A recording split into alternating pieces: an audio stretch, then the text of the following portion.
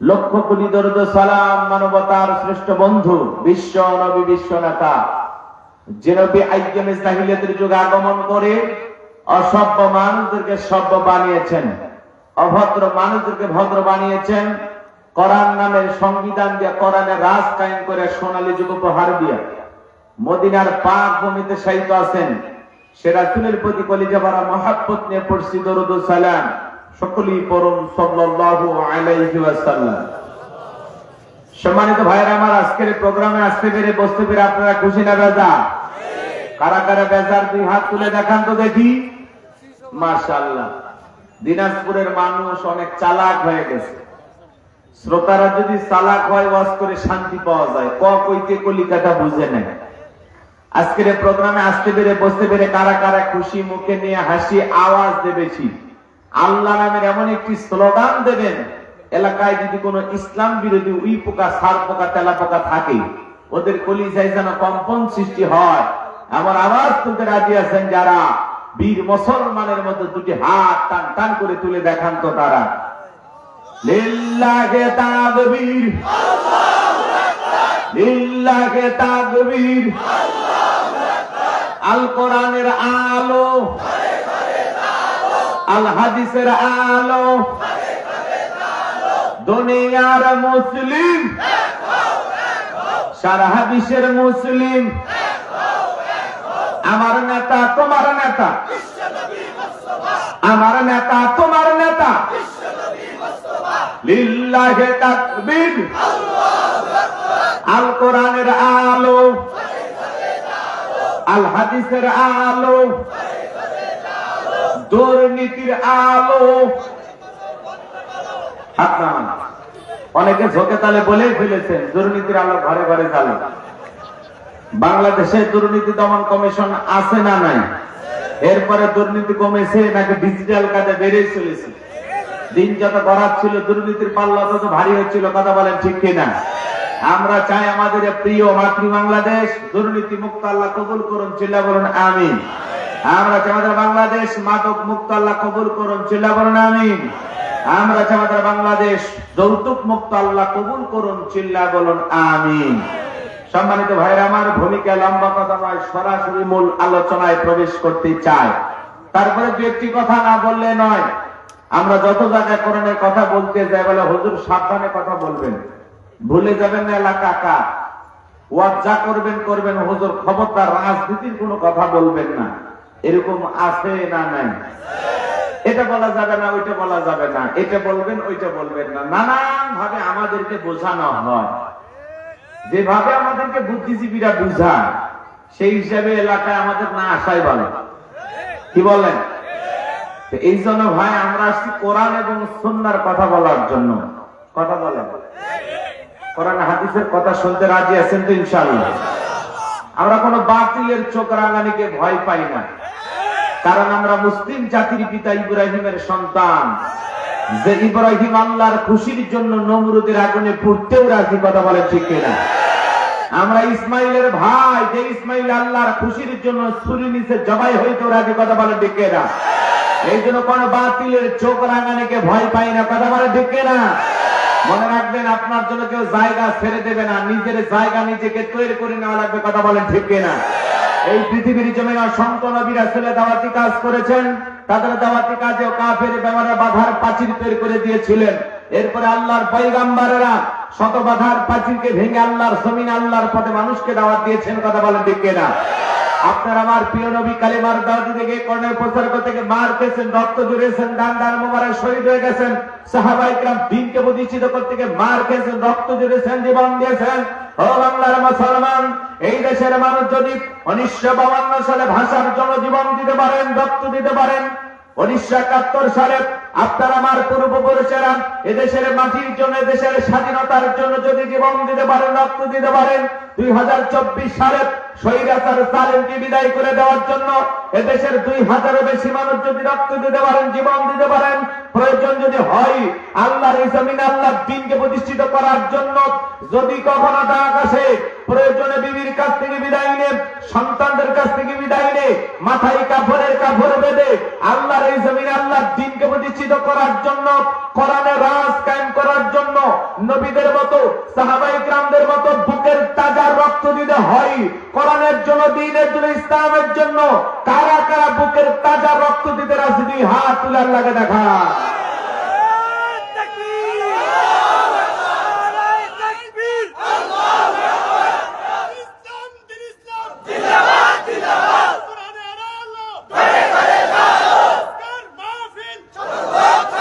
লিল্লাহি তাকবীর। হাত টান টান করে তোলে। ওই যে মাঝে মাঝে হাত বেঁকা বেঁকা যায়, দুই হাত সোজা করা সত্যি না। আপনি পুরুষ মানুষ, দুধ, ডিম, ভিটামিন, ক্যালসিয়াম মাঝে মাঝে কিনে খাবেন। একেবারে দুর্বল হলে চলতে পারে না। সোজা করেন, সোজা করেন, টান টান করে তুলে রাখেন। সবাই হাত টান টান করে তুলে রাখেন। আমার আল্লাহ রাব্বুল আলামিন বলেন, ইন্নাল্লাহা আশতারা মিনাল মুমিনিনা আনফুসাহুম ওয়া আমওয়ালাহুম বিআন্না লাহুমুল জান্নাহ।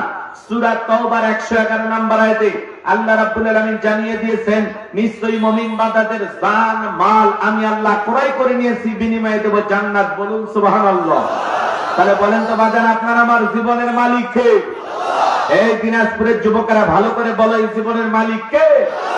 প্রেম করবার প্রেমিকাকে পার্কে নিয়ে যা ডায়লগ দিবা, এ জীবন তোমার, তুমি শুধু আমার। ওরে হাইব্রিড যুবক, এই জীবনের মালিক কে? আপনার আমার সম্পদের মালিক কে? আল্লাহর দেয়া জীবন, আল্লাহর দেয়া সম্পদ আল্লাহর পথে খরচ করতে রাজি আছেন তো মুসলমান? রাজি আছেন তো ইনশাআল্লাহ? রাজি আছেন তো ইনশাআল্লাহ? বাম হাত নামান, শুধু ডান হাত তুলে রাখেন, শুধু ডান হাত। আল্লাহ রাব্বুল আলামিন বলেন, ইল্লা আসহাবাল ইয়ামিন ফি জান্নাতিন ইয়াতাসাআলুন। ডানপন্থী যারা জান্নাতের বাগানে থাকবে তারা, ডানপন্থী যারা আল্লাহর প্রিয় তারা। বলুন আল্লাহু আকবার। কোনো কথা হবে না।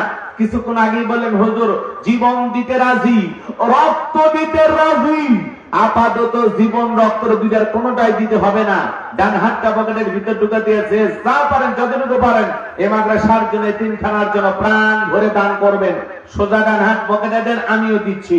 নিজের পকেটে হাত দেবেন, অন্য কারো পকেটে হাত দিয়ে পকেট মেরে বলে মার খাবেন না।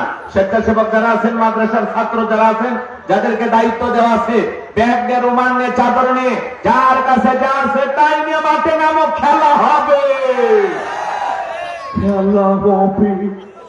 ছেলে পেলে যাচ্ছে, সবাই দেন, সবাই পকেটে হাত দেন, সবাই পকেটে হাত দেন। ছেলে পেলে পাঠায় দেন, যে যা পারেন যতটুকু পারেন প্রাণ ভরে দান করেন। আল্লাহ সবাইকে দেওয়ার তৌফিক দান করুন। চিল্লা বলুন আমিন। আমিও দিলাম, আপনারা দেন। আল্লাহ সবাইকে দেওয়ার তৌফিক দান করুন। চিল্লা বলুন আমিন। এই মাদ্রাসার একটা বিল্ডিং এর কাজ চলতেছে, বিল্ডিং করতে 3-4 লাখ টাকার প্রয়োজন। সবাই সহযোগিতা করবেন। 10 লাখে একের বোঝা। আল্লাহ সবাইকে দান করার তৌফিক দান করুন। সবাই পকেটে হাত দেয়, 10, 20, 50, 200, 100, 500, 2000, 5000, 10,000, 1 লাখ, 2 লাখ, 5 লাখ, 10 লাখ, যে যা পারেন আল্লাহর রাস্তায় পকেটে হাত দিয়ে প্রাণ ভরে টাকা দান করবেন। খবরদার কেউ যেন আবার বিড়ি ম্যাচ দিন না। 2014 সালে ওয়াজ করতে গেছিলাম রংপুর তারাগঞ্জ। ওই জায়গায় কালেকশন চলতেছিল। একজন ব্যাগের ভিতর দিয়েছিল 2 প্যাকেট বিড়ি, দিয়ে লেখা দিচ্ছে 1 প্যাকেট মাহফিল কমিটির আর 1 প্যাকেট বক্তা। কত বড় দুষ্ট চিন্তা করেন। এরকম দুষ্টমি করা যাবে না। সবাই পকেটে হাতে আল্লাহর রাস্তায় টাকা দান করেন। আমি মুসাফির হাতে 500 টাকা, 1000 টাকা, 2, 4, 5, 10,000 দেওয়ার মতো কেউ থাকলে সভাপতি, প্রধান অতিথি, গণ্যমান্য ব্যক্তিবর্গ তাড়াতাড়ি দেন। সময় কম, আমি আলোচনায় চলে যাব। মেহেরবানি করে যারা দেবেন মুসাফির হাতে 500 টাকা, 1000 টাকা খুব দ্রুত গতিতে চলে আসেন। মহিলা প্যান্ডেল লোকজন পাঠায় দেন। মহিলা প্যান্ডেল আছে? হ্যাঁ, মহিলা আছে। আমার মা বোন যারা বসে আছেন, মা আমি জানি দিনাজপুরের মা বোনদের হাতে রান্না যেমন ভালো, মনটা তার সাথে বেশি ভালো। আল্লাহ আমার মা বোনদেরকে দান করা তৌফিক দান করুন। চিল্লা বলেন আমিন। যাদের মন আয়েশা, ফাতেমা, খাদিজার মতো নরম, তারা অবশ্যই দান করবে। আল্লাহ আমার মা বোনদেরকে বেশি বেশি করে দান করা তৌফিক দান করুন। চিল্লা বলেন আমিন। ভাই আমার হাতে 500 টাকা, 1000 টাকা দেওয়ার মতো কেউ নাই? দেন না বাজান, পকেটে হাত দেন খুব দ্রুত গতিতে। সভাপতি, প্রধান অতিথি, গণ্যমান্য ব্যক্তিবর্গ যারা আছেন তাড়াতাড়ি দেন, পকেটে হাত দেন। জিকির করেন লা ইলাহা জোরে লা। মাশাআল্লাহ, কি নাম ভাই? শরীফুল আলম নাম। বাপের বেটা মত করছে একখান কাম, নগদ 1000 টাকা ধরে কোন মারহাবা। আল্লাহ দান কবুল করো, হাত বাড়া দাও, জিন্দেগির গুনাহগুলো মাফ করে দাও, কোটি কোটি টাকার মালিক বানায় দাও। কি নাম? তমাল সরকার দোয়া করা দরকার। নগদ 2000 টাকা করে কোন মারহাবা লিল্লাহি তাকবীর। কি নাম বাবা? নাম কওয়া লাগবে না। প্রধান অতিথি রেজাল্ট করে রেজা সাহেব, নাম না করলে হবে। হ্যাঁ, আলহামদুলিল্লাহ আজকের মাহফিলের প্রধান অতিথি হ্যাঁ জনাব অধ্যক্ষ মোহাম্মদ রেজাল্ট করেন রেজা সাহেব নগদে যা দিয়েছেন আলহামদুলিল্লাহ বলতে নিষেধ করেছেন, বললাম না। আল্লাহ তোমার এই গোলামকে আরো বেশি করে দান করে তৌফিক দাও। আজকের মাহফিলে সভাপতি শামসুল আলম 5000 এই টাকাতে মাহফিল চলবে। হ্যাঁ কি কয় রে প্রধান শিক্ষক টাকা পয়সাও আছে তো। সভাপতি একেবারে কম করে দিলেও আমাদের গাইবান্ধর এলাকার সভাপতি হলে 50,000 1 লাখের নিচে কেউ দেয় না। সভাপতির একটা দাম আছে না? সভাপতি মানে সবার উপরে। এই এলাকায় কয়েকদিন ধরে মাইকিং হয়েছে, হ্যাঁ উক্ত মাহফিলে সভাপতিত্ব করবেন জনাব আলহাজ মোহাম্মদ শামসুল আলম। যে মাইকিং হয়েছে সে টাকায় উঠলেন 4000 টাকা দেবে। হাসিনা খাতু, শেখ হাসিনা না, এটা হাসিনা খাতু। হ্যাঁ বুবুর কথা পরে হবে, পরে বুবুর কথা বলে আর কি করবে। শেখ হাসিনা না, এ এলাকার হাসিনা, সে অসুস্থ। হাসিনা খাতুন, আল্লাহর এই বান্দি অসুস্থ, 10,000 টাকা পাঠাইছে। জোরে কোন মারহাবা লিল্লাহি তাকবীর। আল্লাহ তাআলা তোমার বান্দি হাসিনা, তোমার সেই বান্দির জন্য দোয়া করি। আল্লাহ নগদ 10,000 টাকা পাঠাইছেন। আল্লাহ তোমার এই বান্দি অসুস্থ, আল্লাহ তাকে শেফায়ে কামিলা আজলা দান করো। হাসিনাকে সুস্থ বানায় আবার দেশের প্রধানমন্ত্রী বানায় দাও। আরে এই হাসিনা গো, দিনাজপুরে বাড়ি না? হ্যাঁ দিনাজপুরের হাসিনা প্রধানমন্ত্রী হওয়ার আল্লাহ তাওফিক দিন। শেখ হাসিনা যদি প্রধানমন্ত্রী হয়, হাসিনা খাতুনও প্রধানমন্ত্রী হতে পারবে না। এদেশে চান্স আছে তো, এদেশে পুরুষের চাইতে নারীর দাম বেশি। কথা কয় না পরে পর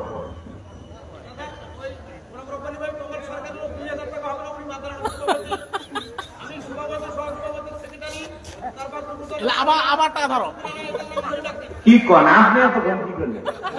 হ্যাঁ শামসুল আলম সাহেব আল্লাহরে গোলাম নগদ 4000 দিয়েছেন। আমরা আর 6000 চাই, মোটামুটি 1010 টাকা দিলে তা ওনার নামের সাথে যায় না।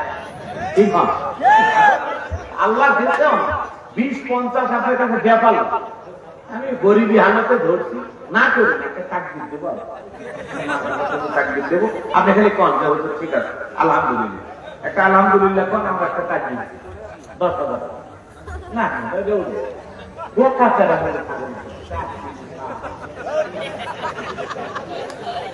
মানে এই গ্রামে দাঁড়িয়ে আপনি বাড়ি করে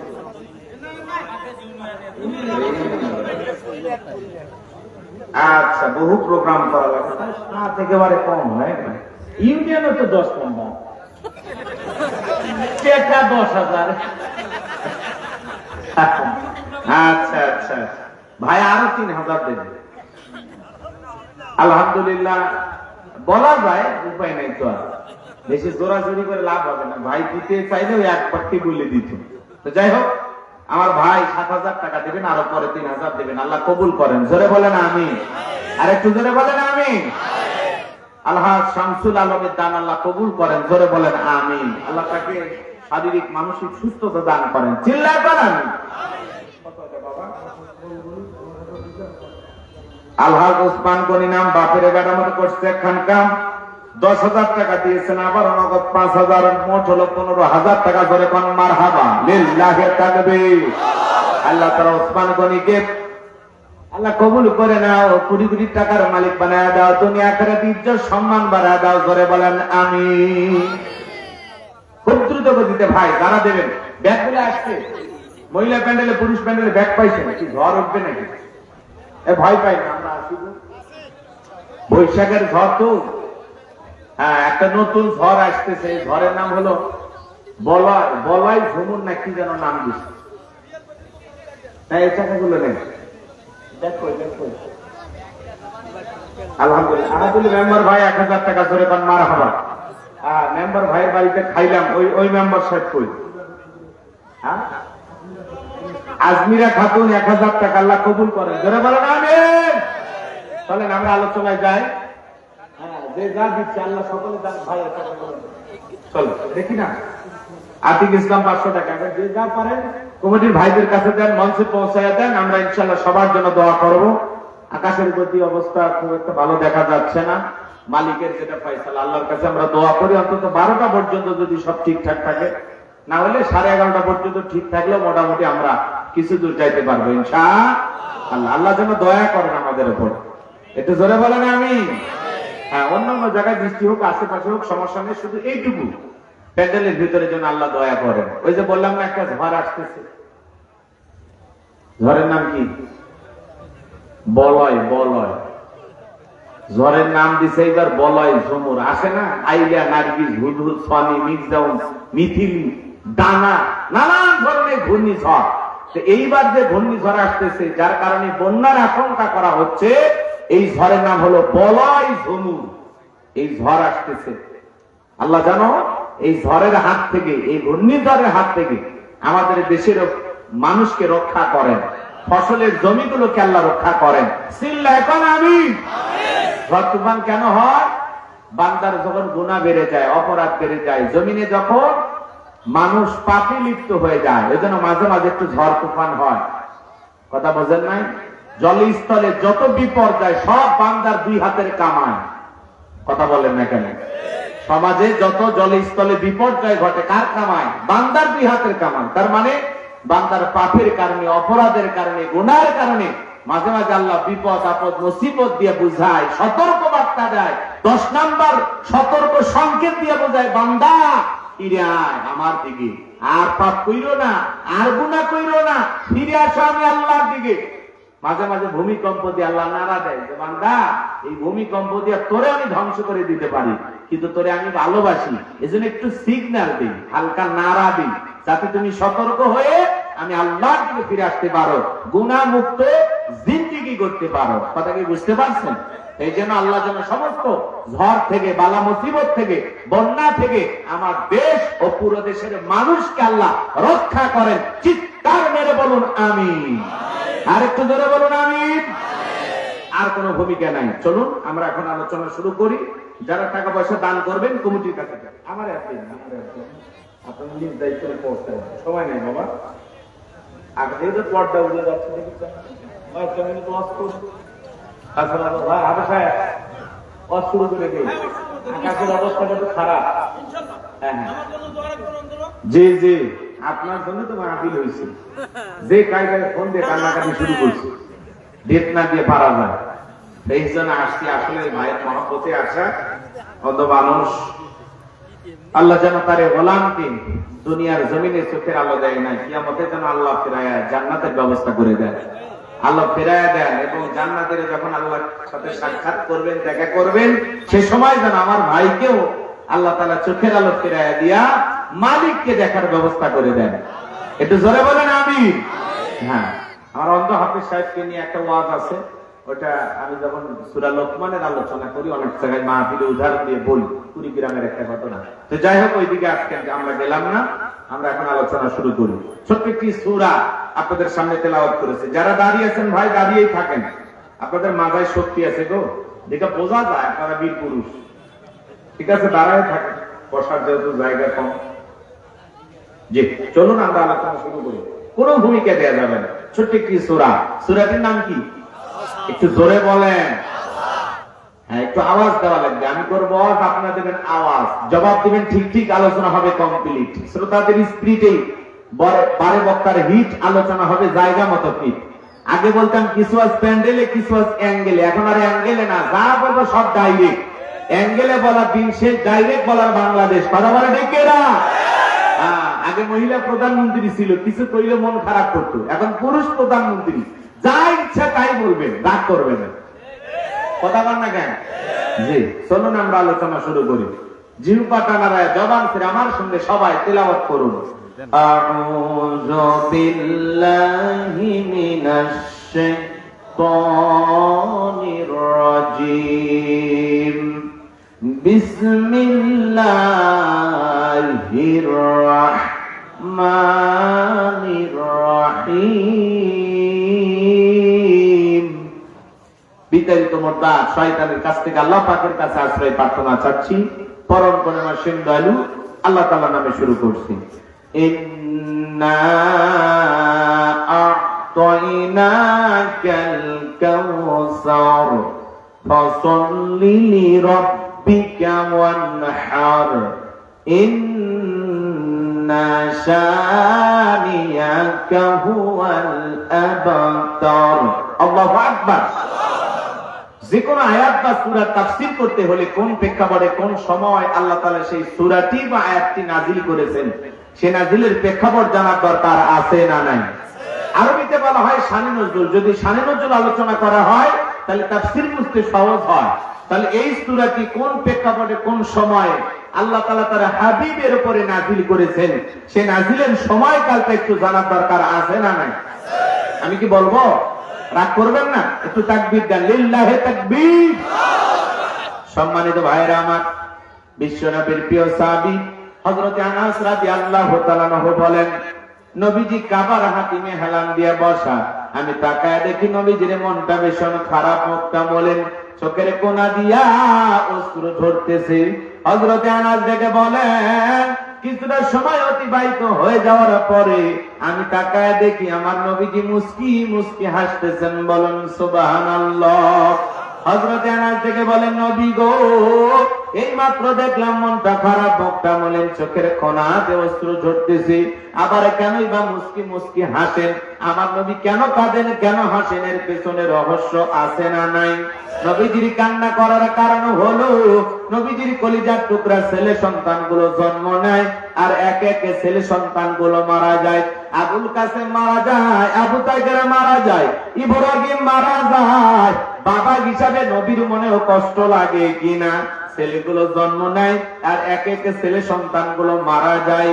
নবীজির কাছের চাচা নাম হলো আবুল আহাব। দেখে বলে, ভাতিজা, তোমার বংশে বাতি জ্বালানো কেউ থাকলো না, তুমি একটা লেজ কাটা, তুমি একটা নির্বংশ, তুমি একটা হাত করে জোরে কন্যা উযুবিল্লাহ। যদিও রাসূলের 4টি কন্যা সন্তান জীবিত ছিল, কিন্তু ছেলেগুলো জন্ম নেয় আর এক একে ছেলে সন্তানগুলো মারা যায়। এই পৃথিবীর জমিনে অনেক নবী রাসূলকে আল্লাহ রাব্বুল আলামিন পাঠিয়েছেন, তাদেরকে আল্লাহ তাআলা সন্তান দিয়েছিলেন। তাদের সন্তানগুলো প্রাপ্ত বয়স হওয়া পর্যন্ত, যৌবন পর্যন্ত পৃথিবীর জমিনে জীবিত ছিল। কিন্তু আপনার আমার নবীজির একটা ছেলে সন্তান আল্লাহ তাআলা কেন জীবিত রাখলেন না? কেন তাদেরকে শিশুকালে উঠায় নিলেন? এর পেছনে কারণ আছে না নাই? নবীজির ছেলে সন্তানগুলো শিশুকালে বিদায় নেওয়ার পিছনে কারণ আছে 3টি। জোরে বলেন, কয়টি? নবীর উম্মত হিসেবে জানতে মনে চায় না যে আল্লাহ তাআলা কেন নবীজির একটা ছেলে সন্তানকেও জীবিত রাখলো না? আল্লাহ কেন তাদেরকে শিশুকালে উঠায় নিলেন?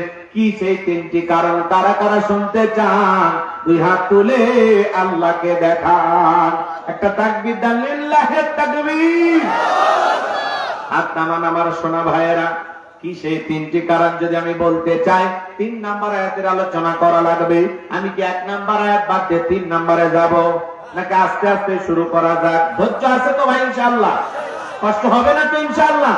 সম্মানিত ভাইরা আমার, গভীর মনোযোগ দিয়ে কথাগুলো শুনে যান। আমি গুনাহগার যে কথা বলতে চাচ্ছিলাম, একটা সন্তান হারানোর ব্যথা, আপন মানুষদের সমালোচনা, কাছের মানুষদের উচিত বিপদের দিনে সান্ত্বনা দেওয়া। আল্লাহ না করুক, কথা বোঝানোর জন্য বলছি, আল্লাহ না করুক আপনার আমার সন্তান যদি মারা যায়, কাছের আত্মীয় স্বজনদের উচিত বিপদের দিনে সান্ত্বনা দেওয়া। বাবা, তুমি সবর করো, ধৈর্য ধারণ করো, জীবন মৃত্যুর মালিক আল্লাহ। আল্লাহ সন্তান দিয়েছে, আল্লাহ নিয়েছে, মন খারাপ করো না। আল্লাহ যদি চায় বছর না ঘুরতে আবারও তোমাদের ঘরে, তোমাদের কোল আলোকিত করে সন্তান দিতে পারেন তিনি কে? তাহলে কাছের মানুষদের উচিত বিপদের দিনে সান্ত্বনা দেওয়া। কিন্তু কাছের মানুষে যদি সমালোচনা করে, কষ্টটা কমে না বাড়ে? এই যে যুবকেরা বলে না, পর মানুষে দুঃখ দিলে দুঃখ মনে হয় না, আপন মানুষ দুঃখ দিলে মেনে নেওয়া যায় না, কথা বলে না কেন? দুঃখটা যদি ঘরের মানুষ দেয়, কাছের মানুষ দেয়, ব্যথাটা কম না বেশি? আপন চাচা হয়ে কয়, ভাতিজা তুমি একটা লেজ কাটা, তুমি একটা নির্বংশ, তুমি একটা হাত ছুঁড়ে, তোমার বংশে বাতি জ্বালানোর কেউ নাই। আবু জেহেলের চাইতে আবু লাহাব বেশি খারাপ, কথা বলে। আল্লাহ আবু জেহেলের নামে কোন সূরা নাজিল করেনি, কিন্তু আবু লাহাবের নামে নাজিল করছে। তার মানে কি? কথা কি বুঝতে পারতেছেন? আবু জেহেলের চাইতে আবু লাহাব বেশি খারাপ। শুধু আবু লাহাব একাই খারাপ না, এর বউ খারাপ। এরা স্বামী স্ত্রী দুটাই ভাইরাস, কথা কয়। রাগ করতেছেন আমার কথা? এটা আবার সূরা লাহাবের তাফসীর করলে আপনারা বুঝতে পারতেন। তো ওই দিকে আজকে আবার গেলে আলোচনা এলোমেলো হয়ে যাবে, কষ্ট হচ্ছে। তাহলে ভাইয়েরা আমার, একে তো সন্তান হারানোর ব্যথা, আপন মানুষদের সমালোচনা, এই জন্য নবীজি মনে মনে কষ্ট পান। অন্যদিকে আবার সাহাবায়ে ইকরাম যারা ইসলাম ধর্ম গ্রহণ করে, কাফের বেঈমানরা তাদের উপর নির্যাতন জুলুমের স্টিম রোলার চালায়।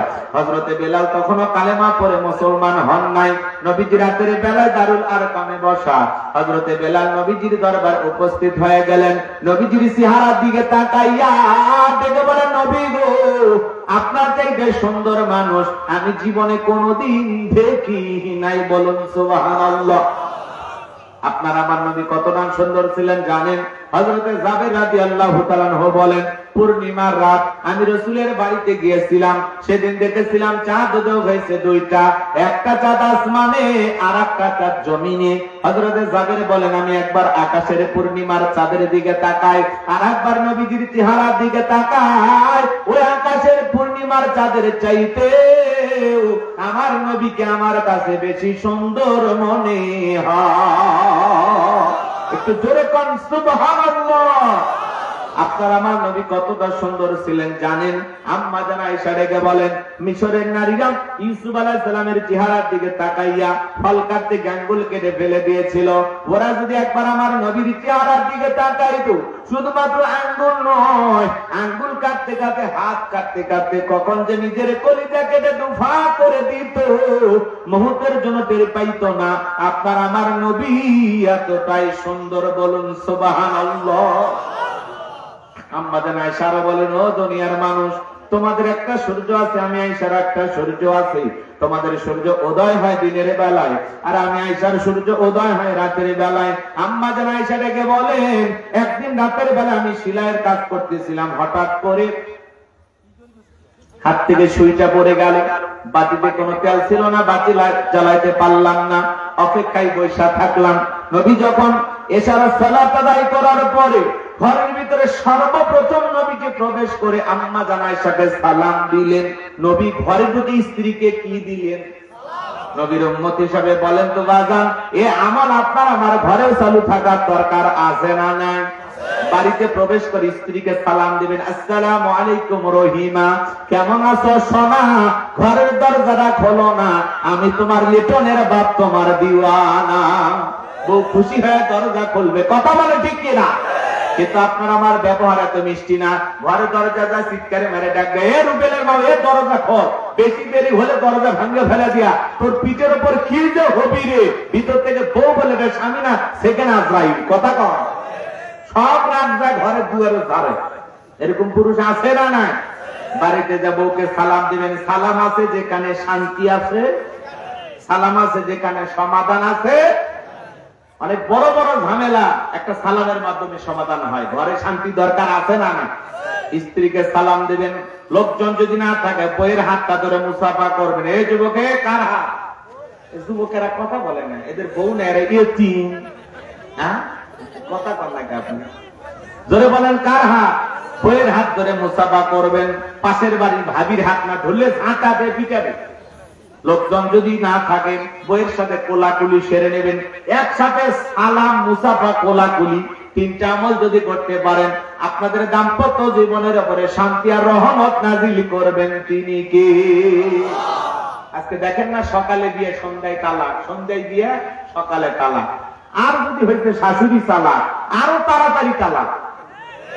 অধিকাংশ সংসার আজকাল ভেঙে যাচ্ছে শাশুড়ির কিছু কটকটি মার্কা শাশুড়ি আছে, এদের কারণে। কথা বলে না কেন? সব শাশুড়ি খারাপ না, অনেক শাশুড়ি ভালো আছে। এই সমাজে কিছু কিছু শাশুড়ি আছে জামাইয়ের সংসারে নাক গলায়, এত নাক গলায়, গলাইতে গলাইতে মেয়ের সংসারটাই খেয়ে ফেলে দেয়। কথা বলে, ওই জন্য বললাম শাশুড়ি তালাক তো বউ তালাক, মেয়ের মা তালাক তো মেয়ে তালাক। কথা কি বুঝতে পারতেছেন নাকি রাগ করতেছেন আপনারা? সংসার জীবনে সুখ নাই, শান্তি নাই, ঘরে জ্বালা বাহিরে জ্বালা। স্লোগান শোনেন, আপনি কি দাম্পত্য জীবনে অসুখী? সুখ আর শান্তি যদি পেতে চান, এই যে এক শ্রেণীর মানুষ আছে, কথা বলে না কেন, আমাদের প্রিয় ভাই ডক্টর মিজানুর রহমান আজহারী তার ছবিকে এআই এর মাধ্যমে কিছু এডিট ভিডিও বানায়া ভুয়া ঔষধ বিক্রি করে। সেই চক্রের 10 জনকে গোয়েন্দা বাহিনীর লোকজন, ডিবির ভাইয়েরা গ্রেফতার করছে। ডক্টর মিজানুর রহমান আজহারী ভাই ফেসবুকে পোস্ট করে তাদেরকে ধন্যবাদ জানিয়েছেন যে আমার ছবি ব্যবহার কইরা এআই দিয়ে ভিডিও বানাইয়া ভুয়া ঔষধ, যৌন উত্তেজনার কিছু বাজে ঔষধ মার্কেটে তারা বিক্রি করত। কথা কি বোঝেন নাই? তাদের কাছে গ্রেফতার করছে, অভিযান চালায়। এরকম বহু লোক আছে অনলাইনের মাধ্যমে এআই দিয়ে ভিডিও বানাইয়া মিজানুর রহমান আজহারী ভাইয়ের ছবি মনে করছে যে হুজুর মনে হয় নিজেই ভুয়া ঔষধ বিক্রি করতেছে। কথা বোঝেন নাই? কিভাবে অ্যাডভাইস গুলো বানাইছে, অ্যাড গুলো বানাইছে জাতিকে ধোঁকা দেওয়ার জন্য। এদের যারা এই চক্রগুলো বাংলাদেশে কিন্তু খুব সচেতন। বাপরে বাপ, কয়েকজন 32 বছর ধ্যান করে আসছে, কিবে কিবি নাম দিয়া কয় বিরাট বড় আল্লাহওয়ালা, বিফলে মূল্য ফেরত নাকি আজে বাজে কথা বইলা এগুলো বিক্রি করে। আপনারা কি রাগ করছেন? আমাদের সমাজে এগুলো আছে না? না, একজন আলেমকে এআই এর ভিডিও, কাট ভিডিও বানাইয়া কাটছাট করে এডিটিং কইরা জাতিকে ধোঁকা দিয়েছে। সে সমস্ত চক্রের সদস্যদেরকে গ্রেফতার করেছে। মিজানুর রহমান আজহারী ভাই ছবি ব্যবহার করে, ভিডিও ব্যবহার করে। আমাদের সমাজে অসংখ্য মানুষ এরকম আছে ধোঁকাবাজির সাথে লিপ্ত।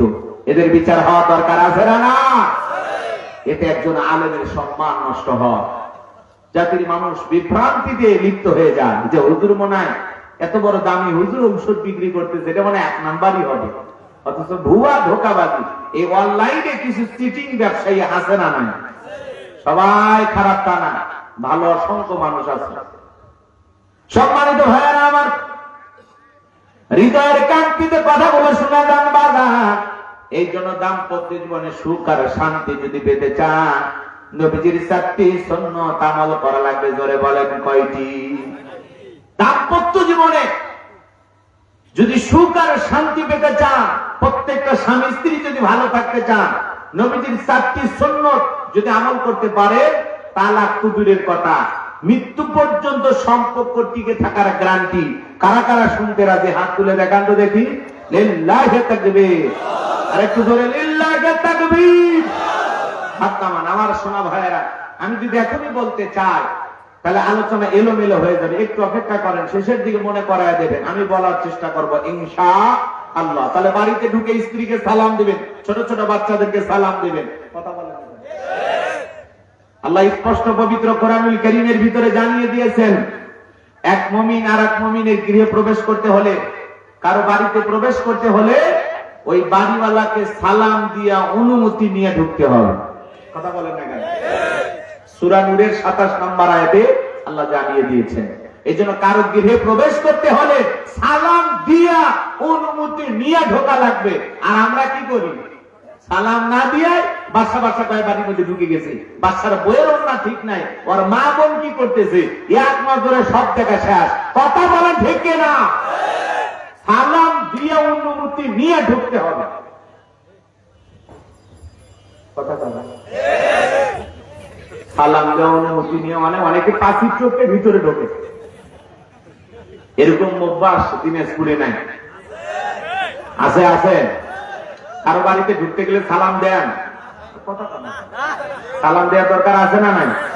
জি, সালাম দিয়ে অনুমতি নিতে নিতেই মহিলারা আড়ালে চলে যাবে। আপনাকে বাড়িতে প্রবেশ করার মতো একটা পরিবেশ তৈরি হবে। কথা কি ক্লিয়ার?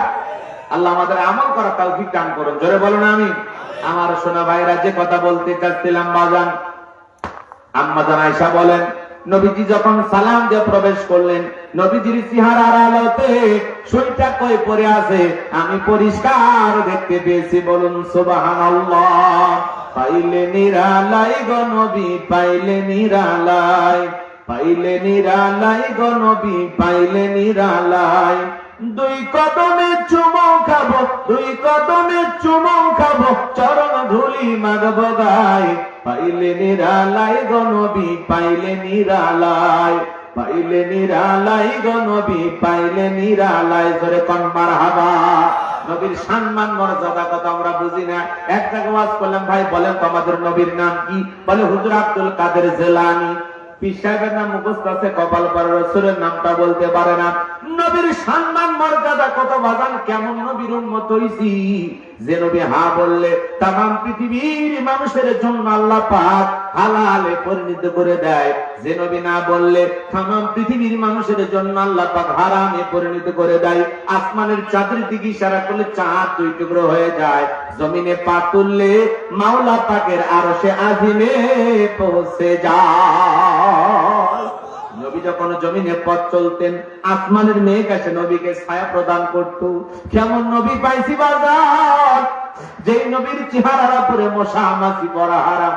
নবী যখন ঘেমে যেতেন, আম্মা জানেরা নবীজির দেহের ঘামগুলো শিশির ভিতরে জমা রাখতেন। বিশেষ দিনে নবীজির দেহের ঘামগুলো সুগন্ধি হিসেবে ব্যবহার করা হতো। বলুন সুবহানাল্লাহ।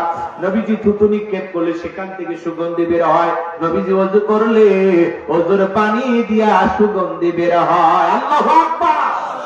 কেমন নবী পাইছি বাজার, যেই নবীর চেহারার দিকে তাকাইলে পেটের ক্ষুধা নিবারণ হয়ে যাইতো। যেই ছাগলের স্তনে দুধ নাই, নবী হাত লাগায় দিলে দুধে পরিপূর্ণ হয়ে যাইতো। যেই খাবার 2-3 জন মানুষ খাবে, ওই খাবারে নবীর হাতটা লেগে গেলে শত শত মানুষ খাবারে খেয়েও যেমন খাবার তেমনি থাকতো। বলুন সুবহানাল্লাহ। সেই নবীর কাছে বেলাল কথা মনে আছে না নাই? বেলাল ডেকে বলে, নবী গো, আপনি ইসলামের দাওয়াত দেন, কর্মের প্রচার প্রসার করেন, দয়া করে আমারে কালেমা পড়ায় দেন। নবীজি হযরত বেলালকে পড়ায় দিলেন, লা ইলাহা ইল্লাল্লাহু মুহাম্মাদুর রাসূলুল্লাহ সাল্লাল্লাহু আলাইহি ওয়াসাল্লাম। হযরত বেলাল কালেমা পড়ে মুসলমান হয়ে গেল। নবী আমার দিকে বলে, বেলাল, ইসলামের অবস্থা কোন ভালো না, কালেমা পড়ে চাপাতুক প্রকাশ করা যাবে না। আপনারা বলেন তো বাবা, ইসলামের অবস্থা কি সব সময় ভালো থাকে না? আজ तमाम পৃথিবীর দিকে তাকায় দেখেন, ওই तमाम পৃথিবীর জালেম আর বেঈমানরা ঐক্যবদ্ধ হয়েছে পুরো জমিন থেকে ইসলাম আর মুসলমানকে বিদায় করে দেওয়ার জন্য। কথা বলেন ঠিক কিনা? কিন্তু এই तमाम পৃথিবীর জালেম আর বেঈমানরা ওরা তো জানে না ইসলামের সুইচ আছে কার হাতে। আরেকটু জোরে করুন। আমার আল্লাহ বলেন, ইউরিদুনা লিতুফিউ নূরাল্লাহি বিআফওয়াহিহিম আল্লাহু মুতিম্মু নূরিহি ওয়ালাউ কারিহাল কাফিরুন। সূরা সাফ আয়াত নাম্বার 8। আমার আল্লাহ রাব্বুল আলামিন জানিয়ে দিলেন, কাফেররা চাই মুখের ফুৎকারে দ্বীনের আলোকে, ইসলামের আলোকে, কোরআনের আলোকে নিভায় দিতে। আমার আল্লাহ ডেকে বলেন, আল্লাহু মুতিম্মু নূরিহি, এই জমিনে দ্বীনের আলোকে, কোরআনের আলোকে, ইসলামের আলোকে আমি আল্লাহ রাব্বুল আলামিন প্রতিষ্ঠিত করেই ছাড়ব। যদিও কাফের বেঈমানদের অন্তরে যত ধরনের জ্বালা যন্ত্রণা হোক না কেন, ইসলাম ছিল, ইসলাম আছে, ইসলাম থাকবে। ইসলামকে থামিয়ে দিতে আসবে যারা, নমরুদ ফিরাউনের মতো বিদায় হবে তারা। এই পৃথিবীর জমিন থেকে কোন জালেম আর বেঈমানরা ইসলামকে নিশ্চিহ্ন করতে পারবে না। কথা বলে ঠিক কিনা? এই জন্য মুসলমানদের এদিক খেয়াল করেন, মুসলমানদের বিরুদ্ধে ষড়যন্ত্র চলমান, এটা কিয়ামত পর্যন্ত চলবে। কথা বলেন। আজও ফিলিস্তিনের জমিনে নেতানিয়াহু মুসলমানের রক্ত নিয়ে খেলা করে, আজও চীনের উইঘুরে মুসলমানদেরকে হত্যা করা হয়, আজও ভারতের জমিনে গরুর গোশত খাওয়ার অপরাধে মুসলমানকে পিটানো হয়। কথা বলে ঠিক কিনা? আছে না ভাই? রাগ করতেছে আমার ভাই, মন খারাপ করবেন না। পুরো পৃথিবীর সমস্ত জালেম আর বেঈমানরা, সাদা চামড়ার দলেরা ঐক্যবদ্ধ হয়েছে পৃথিবীর জমি থেকে ইসলাম আর মুসলমানকে মুছে ফেলে দেবে। কিন্তু কিয়ামত পর্যন্ত ওরা পারবে, কারণ ইসলাম আর মুসলমানের সাথে আছে কি আল্লাহ। জোরে বলেন আল্লাহ। আচ্ছা, আমার কথা কি আপনারা বিরক্ত হয়েছেন? যুবক, কথা বলো না কেন? মন খারাপ করছো তোমরা? তোমাদের জন্য আমার আলোচনা আছে, একটু অপেক্ষা করো। যুবকদের জন্য স্পেশাল কিছু আলোচনা মাথার মেমোরিতে সেভ করা আছে, সময় মতো ডাউনলোড দিয়ে শোনায় দেবে ইনশাআল্লাহ। একটু অপেক্ষা করেন, মা বোনদের জন্য কিছু আলোচনা হবে ইনশাআল্লাহ। একটু অপেক্ষা করেন। কষ্ট হচ্ছে আপনাদের?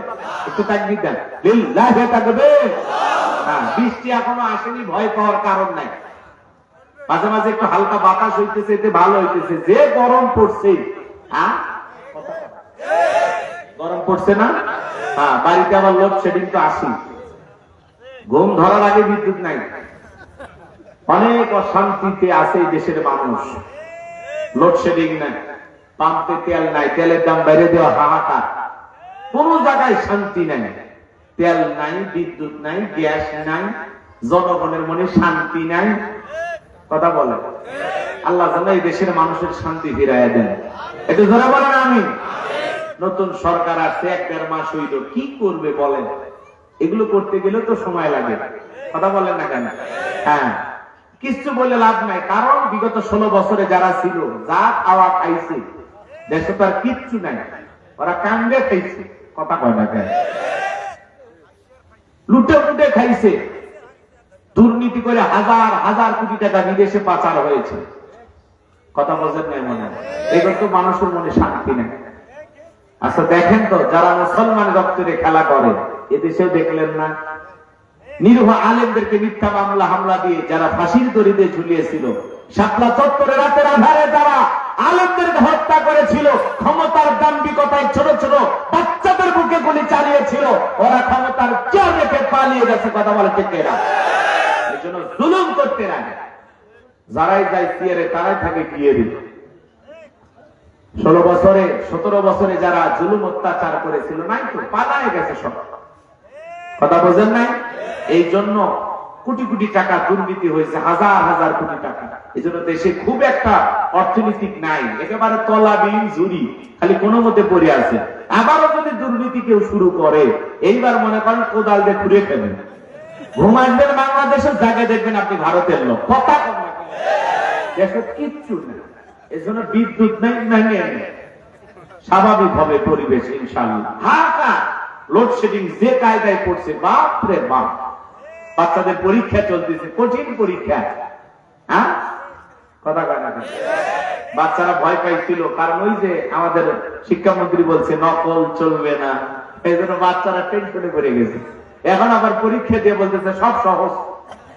আলহামদুলিল্লাহ, এসএসসি দাখিল পরীক্ষা শুরু হয়ে গেছে। আমরা দোয়া করি আমাদের কলিজার টুকরা যারা পরীক্ষা দিতেছে, তারা যেন ভালোভাবে উত্তীর্ণ হতে পারেন, ভালো রেজাল্ট করতে পারেন। আল্লাহ তাওফিক দেন। জোরে বলেন আমিন। এই সময় একটু লোডশেডিং হলে কষ্ট, বাচ্চাদের পড়াশোনার বিষয়টা, তাই না? যে ওদের পড়াশোনায় একটু প্রভাব পড়তেছে। এই জন্য আল্লাহ যেন আমাদেরকে এই লোডশেডিং, এই তেলের জন্য যে পাম্পে লাইন, হাহাকার, দাম বাড়াই দিছে। আজকে আসার সময় দেখলাম বিভিন্ন তেলের পাম্পে এখনো ভিড় কমতেছে না। 20 টাকা বাড়াই কি কম হয়েছে? আরো বেশি বাড়ানোর দরকার নেই। আসলে কিছু সিন্ডিকেট আছে, এই জন্য একটু এলোমেলো চলতেছে। ইনশাআল্লাহ এগুলো ভেঙে যাবে। আমরা যেন দুর্নীতি মুক্ত একটা রাষ্ট্র দেশ করতে পারি, আল্লাহ তাওফিক দান করেন। একটু জোরে বলেন আমিন। এই জন্য বাজান চলেন সামনের দিকে যাই। আমি গুনাহগার যে কথা বলতে চাচ্ছিলাম, এ তরুণ যুবকেরা হৃদয়ের কান পেতে কথাগুলো শুনে যান। বাজান, ইসলামকে বিদায় করতে আসবে যারা, তাদেরকে আল্লাহ বিদায় করে দিবেন। যারা এই মুসলমানের রক্ত নিয়ে খেলা করবে, ওই জালেমদের পরিণতি ভালো হবে না। কথা বলেন ঠিক কিনা? আমার ভাইয়েরা, বেলাল দেখে বলেন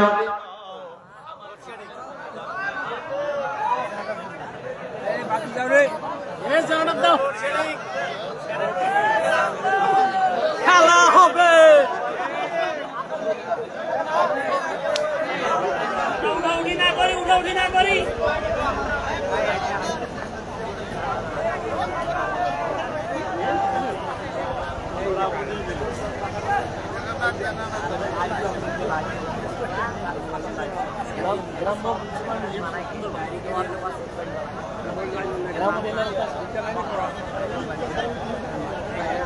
ফেসবুকে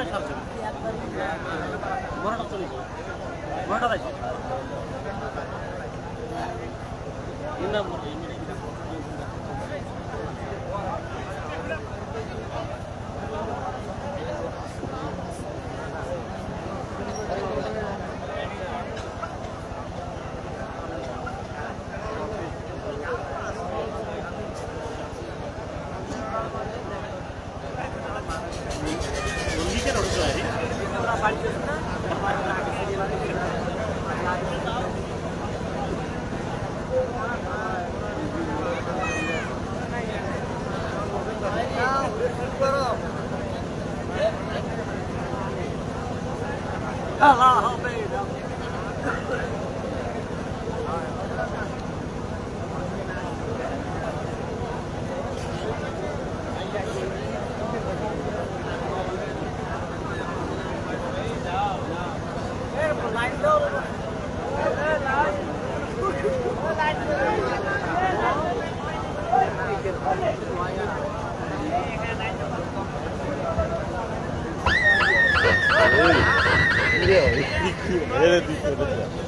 ওটা আমি ইয়ে করে দিছি।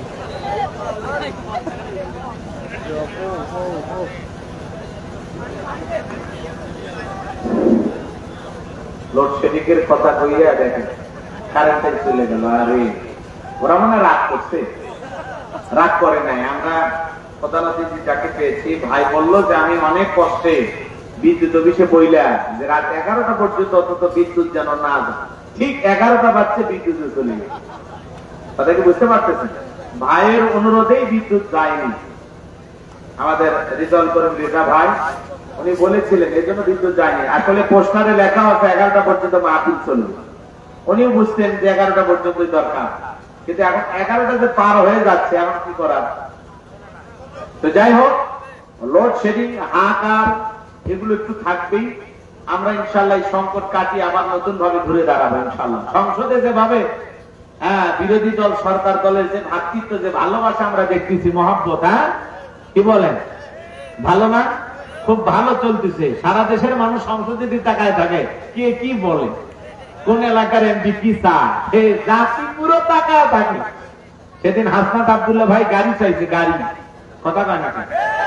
এর আগে বলছিল আমরা ট্যাক্স ফ্রি গাড়ি নেব না, তো বলছে এমপিদের যাতায়াতের জন্য ভাড়ার গাড়িতে চলা লাগে, এই জন্য একটা করে গাড়ি দিলে ভালো হয়।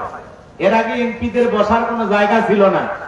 এই সরকার নতুন করে প্রত্যেকটা উপজেলা এমপিদের বসার জন্য পরিদর্শন কক্ষ নামের একটা রুম, সেখানে এমপিরা আরামায়েশ করতে পারবে, জনগণের সাথে দেখা করতে পারবে, এরকম প্রত্যেকটা উপজেলায় একটা করে রুম থাকবে।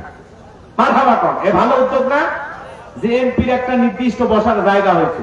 এই জন্য হাসনাত আব্দুল্লাহ ভাই যখন গাড়ি চাইছে, তখন স্বরাষ্ট্র মন্ত্রী যিনি আছেন উনি বলতেছে আমরা একটা বিবেচনা করব।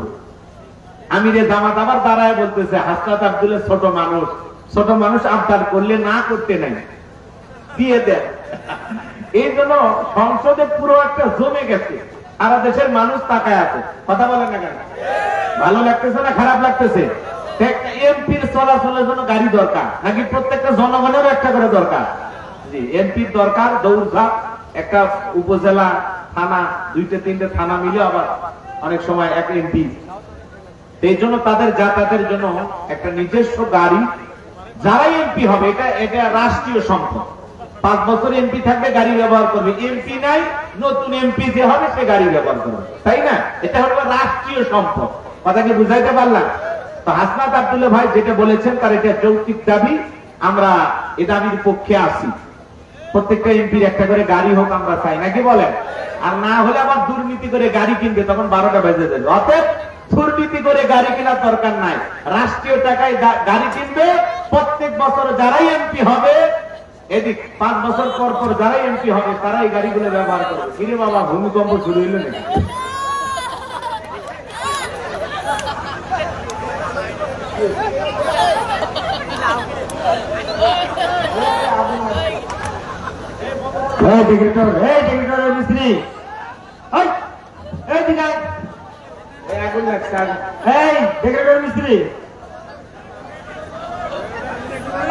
তোমাকে লাইট সবগুলো চলে যাবে, পড়ে যায়। চলে গেছে, জ্বলে পুড়ে শেষ। আল্লাহ চলে যায়।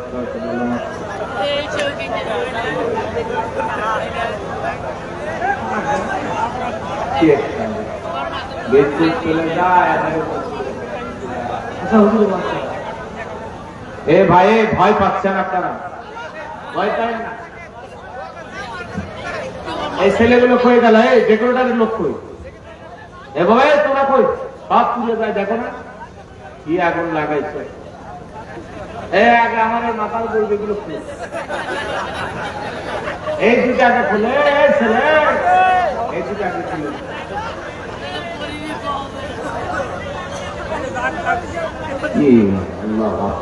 এ ভাই, কথা মনে আছে না ভুলে গেছেন? আমি কি বলবো? এগুলো বাস্তবতার আলোকে দুই একটা কথা বলে কি আপনারা মন খারাপ করেন? না, বাস্তবতার আলোকে কিছু বলতে হবে। এজন্য বললাম, আসনাদ আব্দুল্লাহ গাড়ি থেকে অপরাধ করছে, এটা না অনেকে ট্রল করবে, সমালোচনা করবে, করুক। একটা এমপির জাকাতের গাড়ি দরকার। যে এমপি হবে 5 বছর পরে আবার ওই গাড়ি ব্যবহার করবে। কথাকে বোঝেন? এই গাড়ি কারো বাপদাদার সম্পত্তি নয়, এটা হবে রাষ্ট্রীয় সম্পদ। কথা ক্লিয়ার? চলেন সামনের দিকে যাই। আমার ভারত হযরত বিলাল ডেকে বলেন, নবী গো, আমার জীবনের কোনো দাম নাই। আমার মনি বোমাইকে বলেছিলাম উর্তুম্বা ছাগল পেশাব পায়খানা করে দেয়, এই ঘরে থাকতে আমার বড় কষ্ট হয়। ওমায় ডেকে বলে, বেলাল, উর্তুম্বা ছাগলের দাম আমার কাছে আছে, কিন্তু তোর মতো কালো হাসি বেলালের দাম আমার কাছে নাই।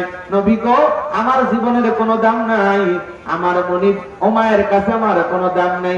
নবী, আপনি শুধু দোয়া করেন মৃত্যু পর্যন্ত যেন আমি কালেমার পথে টিকে থাকতে পারি।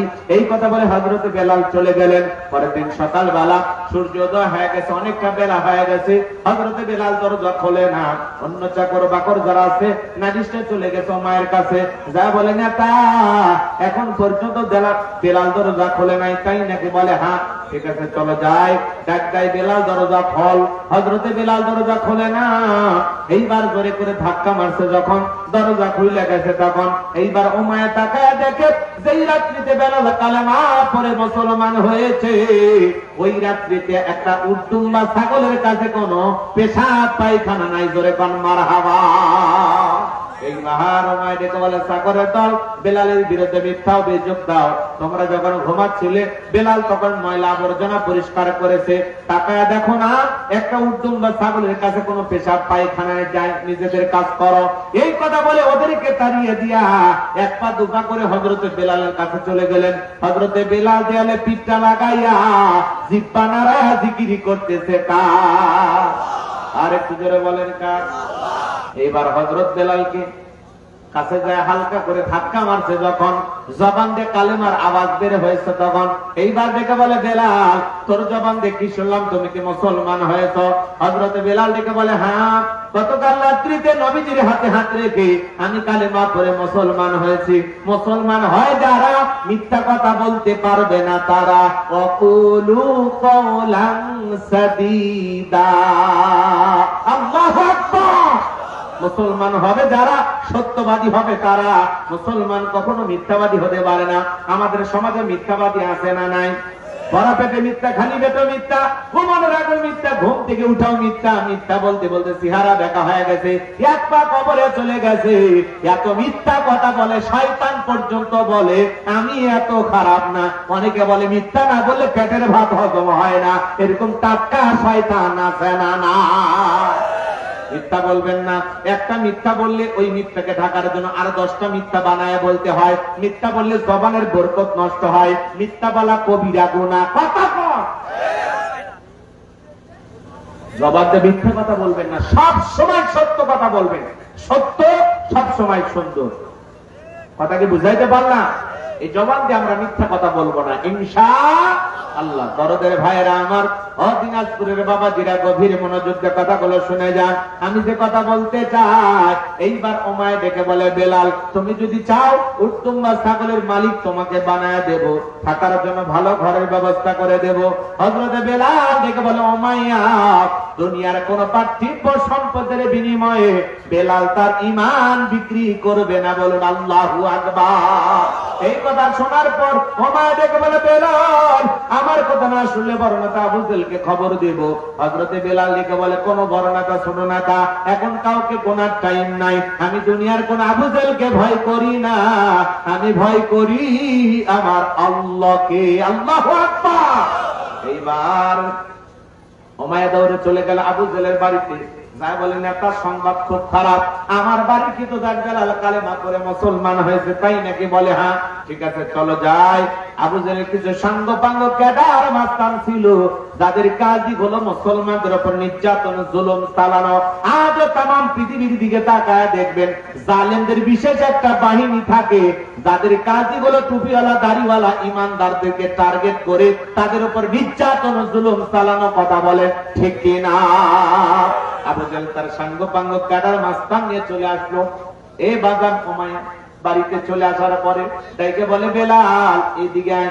এ বেলাল সব কি শুনছি তুমি নাকি মুসলমান হয়েছো? হযরত বেলাল ডেকে বলে হ্যাঁ, গতকাল রাত্রিতে নবীজির হাতে হাত রেখে আমি কালেমা পড়ে মুসলমান হয়েছি। আবু জেহেল ডেকে বলে বেলাল তুমি যদি চাও তোমরা ছাগলের মালিক বানায় দেবো, থাকার জন্য ভালো ঘর বানায় দেব, ব্যবসা বাণিজ্য যদি করতে চাও দিরহাম টাকা পয়সা যা লাগে দেব।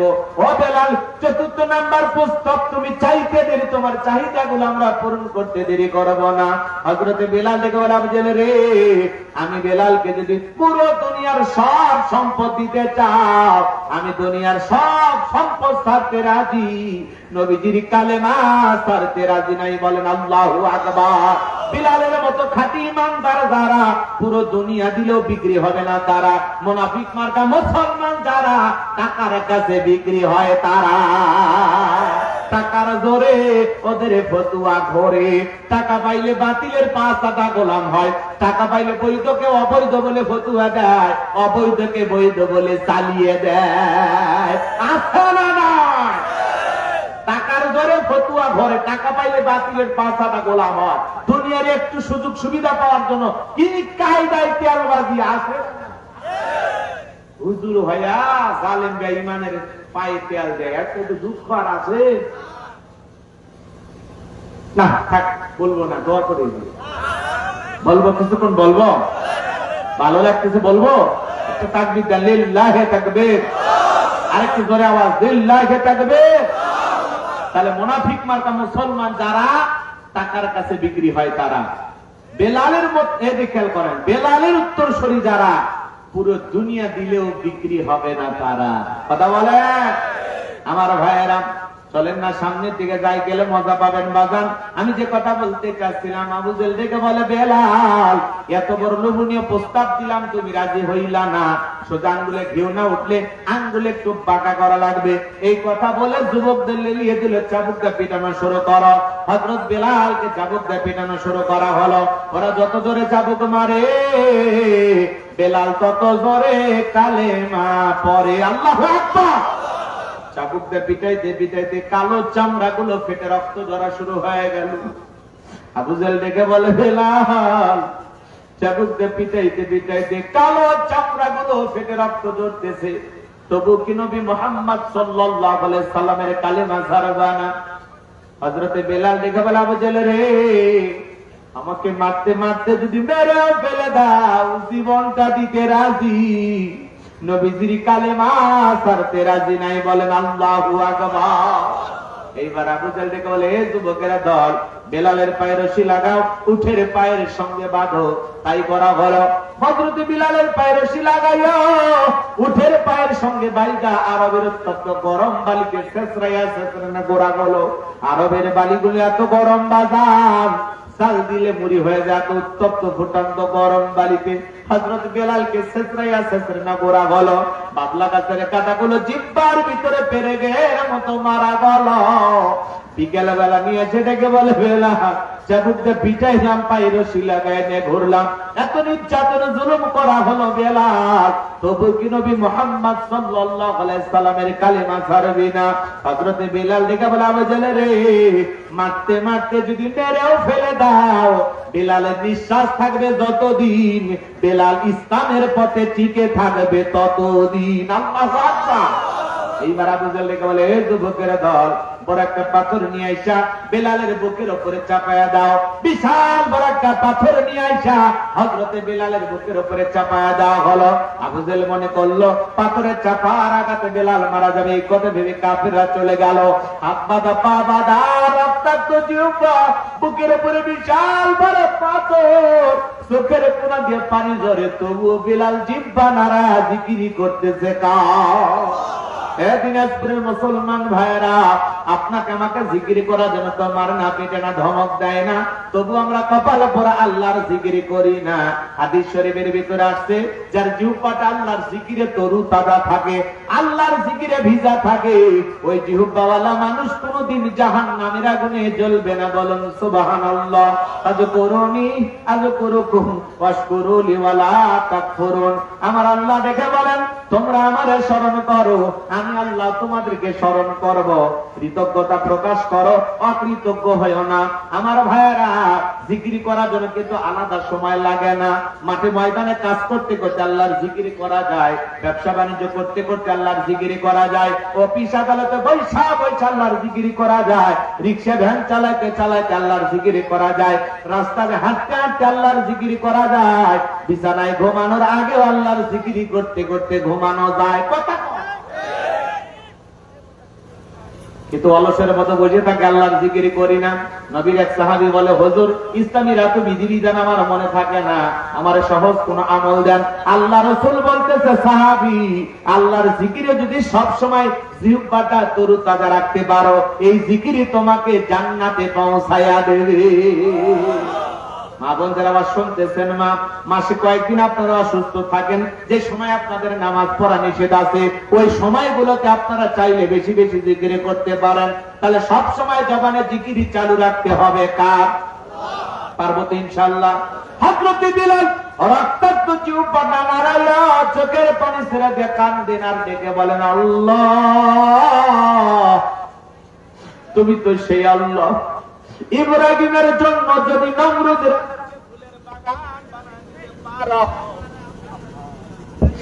ও আল্লাহ, তুমি কি পারো না? আমি বেলালের বুকের পাথরটাকে তুলার মতো নরম বানিয়ে দিই। আমি বেলালের বুকের উপরে পাথরটা করার কারণে তোমার মতো মালিকের জিকির করতে বড় কষ্ট হয়। ও আল্লাহ, তুমি কি পারো না বেলালের বুকের পাথরটাকে তুলার মতো নরম বানায় দিতে? হযরতে বেলাল দোয়া করতে দেরি, আসমানের মালিক আল্লাহ দোয়া কবুল করতে দেরি করে নাই। বেলালের বুকের পাথরটাকে আমার আল্লাহ তুলার মতো নরম বানিয়ে দিয়েছেন। বলুন সুবহানাল্লাহ। আশিক রাসূল বেলাল, নবীর পাগল বেলাল, বলতে গেলে লম্বা সময় লাগবে বাজান, ওইদিকে যাওয়ার আর সুযোগ নাই। বেলালের উপর নির্যাতন জুলুমের কথা বিশ্ব নবীর কান পর্যন্ত যখন পৌঁছে গেল, নবী তখন ডেকে বলল, আবু বকর, আমার বেলালের কষ্টের কথা আর সহ্য হয় না, যাও যাও, তুমি আমার বেলালের জন্য একটা কিছু করো। হযরত আবু বকর সিদ্দিক রাদিয়াল্লাহু তাআলা আনহু কয়েক গুণ দাম বেশি দিয়া গোলামীর জীবন থেকে হযরত বেলালকে আজাদ করলেন, মুক্ত করলেন। বলুন আল্লাহু আকবার। এই যখন ইসলামের অবস্থা, একদিকে সন্তান হারানোর ব্যথা, কাফেরদের সমালোচনা, সাহাবায়ে কিরামদের উপর নির্যাতন জুলুম, এই জন্য নবীজির মনটা ভীষণ খারাপ, চোখের কোনা দিয়ে পানি ঝরতেছে। নবীর যখন মন খারাপ, নবীকে সান্ত্বনা দেওয়ার দায়িত্ব কার? আমার আল্লাহ ডেকে বলে, জিবরাইল, আমার বন্ধুর মা নাই, বাবা নাই, আমি ছাড়া আমার বন্ধুর কেউ নাই রে জিবরাইল। জিবরাইল, আমার বন্ধুর মনটা হয়েছে ভারী, আমি আল্লাহ সইতে নাহি পারি। লাহু মাহফুজ থেকে সূরা কাউসার নিয়ে যায় আমার বন্ধুর উপরে নাজিল কর তাড়াতাড়ি। আমার নবী তখন ডেকে বলেন, আনাস, আমার কষ্টের কারণ কি, কান্না করার কারণ কি তোমরা জানো? কি তোমার মুস্কি হাসি দেওয়ার কারণ হলো এই মাত্র আসমান থেকে জিবরাইল এসে আমার উপরে সূরা কাউসার নাজিল করলো। বলুন সুবহানাল্লাহ। নবী তখন মুস্কি মুস্কি হাসলেন আর সাহাবায়ে কিরামদের সামনে সূরা কাউসার তিলাওয়াত করে শুনিয়ে দিলেন। জবান ছেড়ে সবাই আমার সঙ্গে আরেকবার পড়ুন, ইন্না আ'তাইনাকাল কাউসার ফাসাল্লি লিরাব্বিকা ওয়ানহার ইন্না শানিয়াকা হুয়াল আবতার। আল্লাহু আকবার। আমার আল্লাহ বলেন, ইন্না আ'তাইনাকাল কাউসার, অবশ্যই আমি আল্লাহ পাক আপনাকে হাউজে কাউসার দান করেছি। এই পৃথিবীর অন্য কোন নবী রাসূলকে আল্লাহ রাব্বুল আলামিন হাউজে কাউসার দান করেন নাই। আপনার আমার নবীকে আল্লাহ তাআলা স্পেশাল ভাবে হাউজে কাউসার গিফট করেছেন, হাউজে কাউসার দান করেছেন। বলুন সুবহানাল্লাহ। এইজন্য আমার আল্লাহ বলেন, ইন্না আ'তাইনাকাল কাউসার। আল্লাহু আকবার। নিশ্চয়ই আমি আল্লাহ পাক আপনাকে হাউজে কাউসার দান করেছি। এই হাউজে কাউসারের পানি দুধের মতো সাদা, মধুর চাইতে মিষ্টি, পানির মতো ক্লিয়ার। ওই কঠিন কিয়ামতের ময়দানে যেদিন বিচার দিবস কায়েম হয়ে যাবে, বিচার দিবসের একদিন হবে 50,000 বছরের সমান। যেদিন সূর্য সহাত মাথার উপরে চলে আসবে, শরীরের তাপে মানুষের মাথার মগজগুলো টকবক করে গলতে থাকবে। যেদিন বেঈমানদের জিহ্বা নাভি পর্যন্ত জ্বলে আসবে, যেদিন ভাই ভাইকে দেখে পালিয়ে যাবে। পৃথিবীর জমিনে যা কিছু দেখতেছেন, পাহাড় পর্বত নদী নালা খাল বিল বিল্ডিং ইমারত, কোনো কিছু থাকবে না। কুল্লু মান আলাইহা ফান, পুরো পৃথিবীর সব কিছু আল্লাহ তাআলা ধ্বংস করে দেবেন। ওই কঠিন কিয়ামতের ময়দানে ভাই ভাইকে দেখে দৌড় মারবে। আবার আল্লাহ বলেন, ইয়াউমা ইয়াফিরুল মারউ মিন আখি ওয়া উম্মিহি ওয়া আবি ওয়া সাহিবাতিহি ওয়া বানি। সেদিন ভাই ভাইকে দেখে পালিয়ে যাবে, মাতা পিতা সন্তানকে দেখে পালিয়ে যাবে, স্ত্রী স্বামীকে দেখে পালিয়ে যাবে, কেউ কারো পরিচয় দেবে না। ওই কঠিন কিয়ামতের ময়দানে আল্লাহর আরশের ছায়া ছাড়া আর কোনো ছায়া থাকবে না। ওই ছায়ার ভিতরে আল্লাহ রাব্বুল আলামিন শাস্ত্রহীন মানুষকে ছায়া দান করবেন। এটা হলো কিয়ামতের ময়দানে আল্লাহ তৈরি করা ভিআইপি গ্যালারি। সেখান থেকে আল্লাহর প্রিয় বান্দারা কিয়ামতের ফাইনাল খেলা উপভোগ করবেন। বলুন আল্লাহু আকবার। আর এদিকে মানুষ জলে জলে পানি পানি বলে চিৎকার মারবে, আর বিশ্ব নবীর দিকে রওনা করবেন। কিছু মানুষের চোখের সামনে আমার আল্লাহ পর্দার আবরণ তৈরি করে দেবেন। নবী তখন ডেকে বলবেন, আল্লাহ, সংখ্যায় আমি আমার অনেক উম্মতকে দেখতে পাইলাম, কেন জানি সংখ্যাটা কমে গেল। আমার আল্লাহ তখন ডেকে বলবে, বন্ধু বন্ধু, পাইকারি দরে আপনি সবাইকে হাউজে কাউসারের পানি পান করাইতে পারবেন না। দুনিয়ার জীবনে দুইটি অপরাধ করেছিল যারা, আজকে কিয়ামতের ময়দানে আপনার হাতে হাউজে কাউসারের পানি পাবে না তারা। জোরে বলেন, কয়টি অপরাধ? হ্যাঁ, ওই অপরাধ দিনাজপুরের মানুষের জানার দরকার আছে না নাই? কোন দুইটি অপরাধে মানুষ হাউজে কাউসারের পানি পাবে না? একটু অপেক্ষা করেন বাজার। হযরত আবু বকর সিদ্দিক রাদিয়াল্লাহু তাআলা পিয়ালাগুলো ভরা দিবেন, মাঝখানে দাঁড়িয়ে থাকবেন হযরত ওমর। হযরত ওমর আবু বকরের হাত থেকে নিয়ে নবীজির হাতে দিবেন, আর নবীজি তার আদরের উম্মতদেরকে খুঁজে খুঁজে কিয়ামতের ময়দানে হাউজে কাউসারে পানি পান করায়া দিবেন। নবীজির হাতে এক পেলা হাউজে কাউসারের পানি পান করলে জান্নাতে ঢোকা পর্যন্ত তারা তৃষ্ণা লাগবে না, তৃষ্ণা মিটে যাবে। বলুন সুবহানাল্লাহ। কারা কারা কিয়ামতের ময়দানে নবীজির হাতে হাউজে কাউসারের পিয়ালার পানি পান করতে চান? দুইটা হাত তুলে আল্লাহকে একবার দেখান, আর আমার সঙ্গে বলুন আল্লাহ। আমাদের সবাইকে কিয়ামতের ময়দানে নবীজির হাতে হাউজে কাউসারের পিয়ালার পানি পান করা তৌফিক দান করুন। চিল্লা এখন আমিন। আরেকটু জোরে বলুন আমিন। আরো একবার বলুন আমিন। আমার সোনা ভাইয়েরা, পানি চাইলেই তো পাওয়া যাবে না। হাউজে কাউসারের পানি চাইলেই কি পাওয়া যাবে? আমি আপনাদের এলাকায় আসলাম, একটা এক্সাম্পল দিচ্ছি, উদাহরণ দিচ্ছি কথা বোঝানোর জন্য। একটা ছেলের হাতে কিছু চকলেট দিয়ে বললাম, ভাতিজা আমার জন্য এক বোতল পানি আনো, আমি একটু উজু বানাবো। ওই ছেলেটা চকলেট পাইয়া বদনা নিয়ে মারতে দৌড়, মাঝখানে আছাড় খেয়ে পড়ে গেছে, হাঁটু ছিলে গেছে, রক্ত বের হয়েছে। এরপরেও বদনা ধরিয়া পানি নিয়ে আমার সামনে হাজির। আমি তখন বললাম, বাবা, এই পানিটা আনতে গিয়ে তোমার কষ্ট হয়েছে, ওই যে মাঝখানে আছাড় খেয়ে পড়ে গেলাম। কি কথাটা বোঝা যায়? তাই বলেন না আপনারা? আছাড় খেয়ে পড়ে গেছো, হাঁটু ছিলে গেছে, রক্ত বের হয়েছে, ব্যথা মনে হয় পাইছো। ওই ছেলেটা তখন বলতেছে, আমি এরকম কত পরে যাই, আমার কিছুই হয় না, ওই চকলেট থাকার কারণে ব্যথাকে ব্যথা মনে হচ্ছে না। কথা বলে বিকিরা, কিয়ামতের কঠিন ময়দানে আল্লাহ রসুলের হাতে এক পেলা হাউজে কাউসারের পানি তকদিরে, নসিবে, ভাগ্যে, কিসমতে যদি জুটে যায়, নবীজির হাতে এক পেলা হাউজে কাউসারের পানি পান করতে পারলে কিয়ামতের কঠিন দিন আপনার কাছেও কঠিন মনে হবে না, আল্লাহ সহজ করে দেবেন। সুবহানাল্লাহ। কাল 9টার পরে ভাবির সাথে নেই, আরো আসতে কোন সুবহানাল্লাহ। একটু জোরে বলুন সুবহানাল্লাহ। একবার সুবহানাল্লাহ বললে জান্নাতের ভিতরে আপনার নামে একটি গাছ লাগানো হয়। সুবহানাল্লাহ বলতে এত কৃপণতা কেন? কষ্ট হয়? কষ্ট হচ্ছে? আমার কথা কি বিরক্ত হচ্ছে? তাহলে নবীজির হাতে, এদিক খেয়াল করেন, এক পেলা হাউজে কাউসারের পানি ভাগ্যে যদি জোটে, আর আল্লাহর আরশের নিচে ছায়া যদি ভাগ্যে জোটে, আপনি জান্নাতি, আপনারা টেনশন নাই। বলুন সুবহানাল্লাহ। এখন নবীজির হাতে হাউজে কাউসারের পানি চাইলে তো পাওয়া যাবে না, কাজ করতে হবে, কষ্ট করতে হবে। কথা বলেন না? ঠান্ডা পানিতে উযু বানায় নামাজ আদায় করতে হবে। হঠাৎ করে যদি কেউ নামাজ পড়া শুরু করে, পুরাতুল নামাজি যারা আছে তারা আবার দেখে টিটকারি মারে, সূর্য কোন দিক উঠছে, উত্তর পাড়ার বাসা দিকে মসজিদে নামাজ পড়বা না 2 দিন পরে আবার সাইডে দিবা। কথা কম। ওই সমস্ত মানুষদেরকে বলতেছি চাচা সাবধান, দাওয়াতটা তো 5 জন 10 জনকে মসজিদে আনতে পারেন না, তাহলে হঠাৎ করে একটা লোক নামাজ ধরেছে, আপনার সমস্যা কোথায়? পারলে আপনি দোয়া করেন যে ভাতিজা তুমি মসজিদে আসছো নামাজ পড়তে, দেখে দিলটা ভইরা গেছে, আল্লাহর কাছে দোয়া করি আল্লাহ যেন মৃত্যু পর্যন্ত তোমাকে 5 ওয়াক্ত সালাত মসজিদে এসে জামাতের সহিত আদায় করার তৌফিক দান করেন।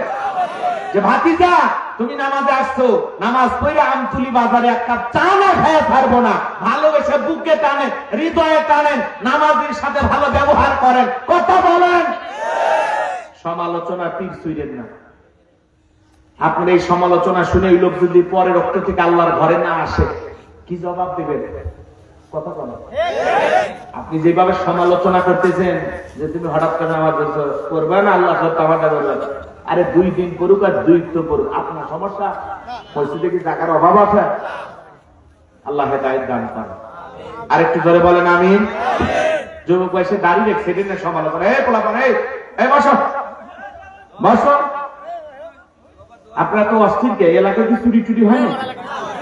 হ্যাঁ না, আমি বলতেছি এলাকা যদি চুরি টুরি হয় তাহলে হয়তো বা তাড়াহুড়ো করে যাওয়া লাগে, যেহেতু চুরি টুরি হবে ঝামেলা আছে, গেলে একসাথেই যায়। রাগ করতেছেন আমার কথা? যুবক বয়সে দাঁড়িয়ে রাখলে সমালোচনা, এই বয়সে দাঁড়িয়ে রাখি, দাঁড়িয়ে নিয়ে বউ এই দেখতে দাঁড়িয়ে রেখে বউ নিয়ে ঘুরতে গেছে, ভাবি আসসালাম আলাইকুম, সাথে সাথে খবর কি? বাড়িতে এসে বউ রাগ করে তোমার সাথে বাহিরে যাওয়া যায় না কেন? কয় আমারটাকে ভাবি আর তোমারটাকে চাচা। যেই বউ নবীর সুন্নত দাড়িকে মহব্বত করে না, ওই বউ আপনাকে 100% ভালোবাসা দিতে পারে না। কথা বলে ঠিক কিনা? পৃথিবীর সকল নবীদের মুখে দাড়ি ছিল, এই দাড়ি হলো একটা স্পেশাল সুন্নত। টুপি খোলা যায়, জুব্বা খোলা যায়, কিন্তু দাড়ি খোলা যায় না। কথা বলে ঠিক কিনা?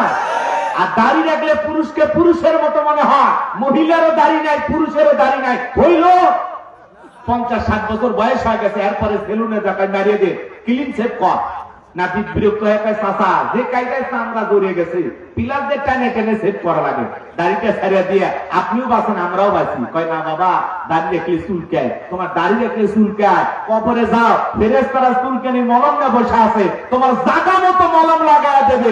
কথা বলে ঠিক না? মুসলমানের মুখে দাড়ি থাকবে না, এটা কথা হইল? কথা বলে কথা।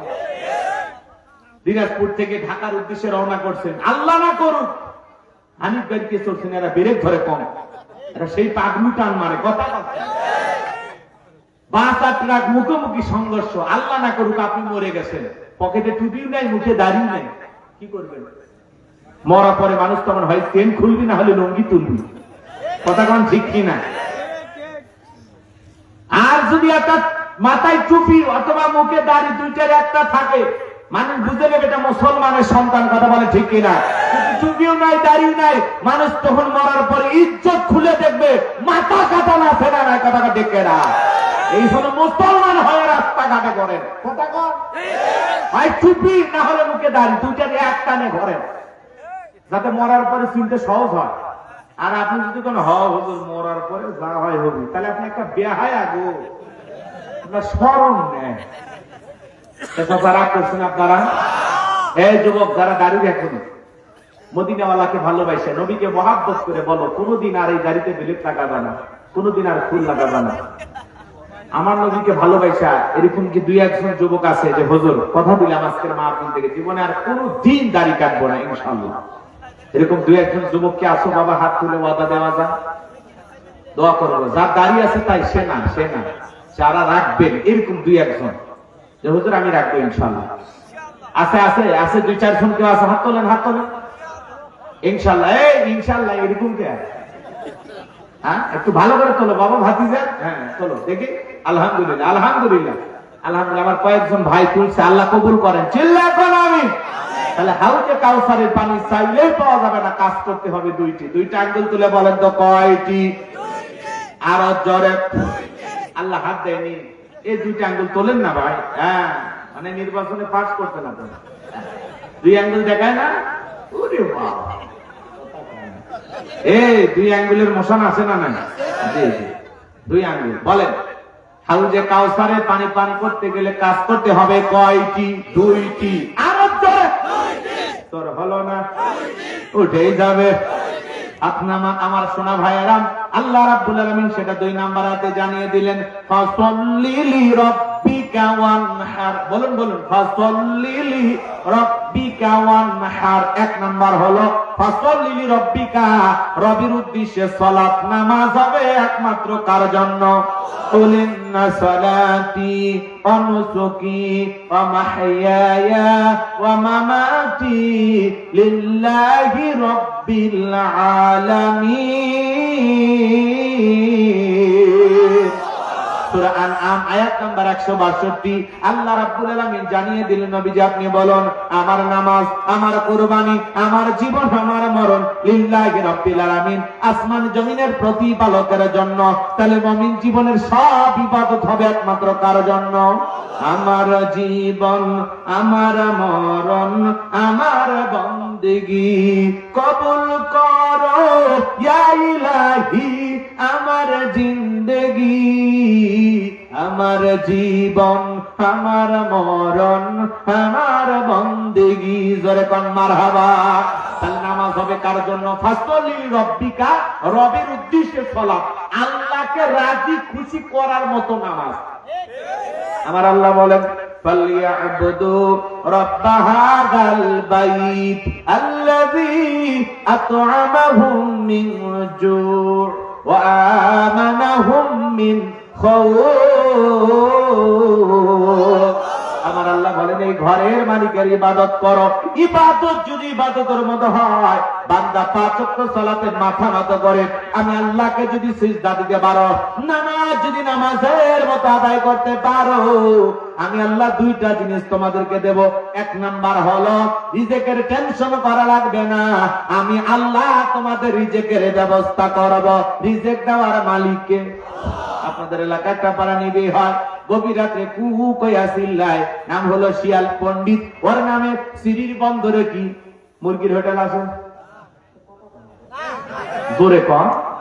আচ্ছা, 50 জন মানুষ যদি আওয়াজের মতো আওয়াজ দেয়, ময়দান কাঁপে উঠবে। এত ভয় পাচ্ছেন কেন?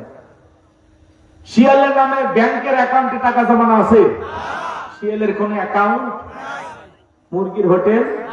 শিয়ালদারে খাওয়াইতে পাখি সকালবেলা খালি পেটে নিচ থেকে বের হয়ে যায়, সন্ধ্যাবেলায় পাখির পেটটা ভরে বাসায় ফেরত আসার ব্যবস্থা করে কি? আল্লাহ যদি পাখিকে খাওয়ায়, শিয়ালকে খাওয়ায়, পৃথিবীর এত মাখলুকাতকে আল্লাহ খাওয়ায়, আমরা হলাম আশরাফুল মাখলুকাত। কুনতুম খায়রা উম্মাতিন উখরিজাত লিন-নাস। আল্লাহ আমাদেরকে উত্তম জাতি বানাইছেন, ভিআইপি বানাইছেন, মর্যাদার আসনে বসিয়েছেন। আল্লাহকে আমাদেরকে না খাওয়ায় মারবে? তাহলে আমাদের জন্য রিজিক দিবেন তিনি কে? ওয়ামা মিন দাব্বাতিন ফিল আরদি ইল্লা আলাল্লাহি রিজকুহা। আল্লাহু আকবার। সূরা হুদের ভিতরে আল্লাহ পাক জানিয়ে দিলেন, এই পৃথিবীতে এমন কোন বিচরণশীল প্রাণী নাই যার রিজিকের ব্যবস্থা আমি আল্লাহ আসমান থেকে করি না। ওই আটলান্টিক মহাসমুদ্রের 33,000 ফিট গভীরতল পানি নিচে থাকা ছোট্ট একটা প্রাণী, তার রিজিকের ব্যবস্থা আমি আল্লাহ আসমান থেকে করি। তাহলে নামাজের মতো আদায় করলে 1 নাম্বার আল্লাহ রিজিকের ব্যবস্থা করবেন। 2 নাম্বার হলো ওয়া আমানাহুম মিন খাউফ, সকল ভয় থেকে আমি আল্লাহ নিরাপত্তা দেব। বর্তমান সমাজে আমাদের ভয় আছে না নাই? মেয়েটা কলেজে গেল, একা একা ফিরবে নাকি জামাইয়ের সাথে নিয়ে ফিরবে? ভয় আছে না নাই? মেয়েটা স্কুলে গেল, ভালোভাবে ফিরবে নাকি কারো লালসার শিকার হবে? ভয় আছে না নাই? পথে ঘাটে খুন ধর্ষণ দেখেন না? যেখানে সেখানে মানুষের লাশ, শান্তি নাই। আপনি বিকাশের দোকানদার, 5 লাখ টাকা নিয়ে দিনাজপুর শহর থেকে আপনারা এই গ্রামে আসবেন, মনে মনে ভাবতেছেন আল্লাহ রাত 2টা বাজে 5 লাখ টাকা পকেটে, আপনারা বাড়ি পর্যন্ত আসতে পারবেন কিনা, নাকি চোরের কবলে পড়ে, ছিনতাইকারী কবলে পড়ে টাকা যান 2টা হারাবেন? ভয় আছে না নাই? স্বাধীনতার 54 বছরে কেটে গেল, আজ পর্যন্ত চুরি বন্ধ হলো না। বাংলাদেশে প্রত্যেকবার প্রধানমন্ত্রী হলো মুসলমান, নামাজের ন্যূনতম বিল বাংলার পার্লামেন্টে কেউ পাস করলো না। কথা বলেন ঠিক কিনা? আপনাদের এলাকায় শান্তির বাজার আছে না নাই? নামাজের আজান হইলে কেউ কি দোকানে থাকে? সব নামাজ পড়তে চলে যায়। আজ পর্যন্ত দোকানে চুরি হইল না, কেউ কিছু নিল না।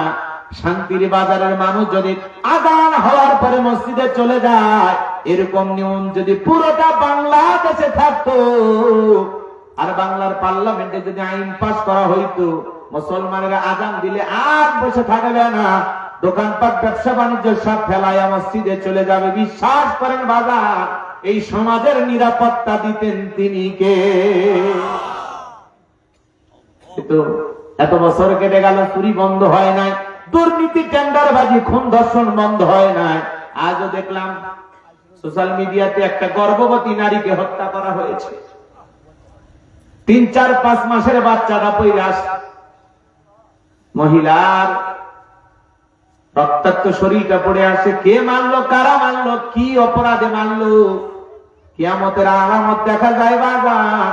এমন এক জামানায় আমরা অবস্থান করতেছি, যাকে হত্যা করবে সে হত্যাকারী জানবে না আমারে কেন হত্যা করা হলো, আবার যে হত্যা করবে সেও জানবে না লোকটাকে কেনই বা হত্যা করলাম।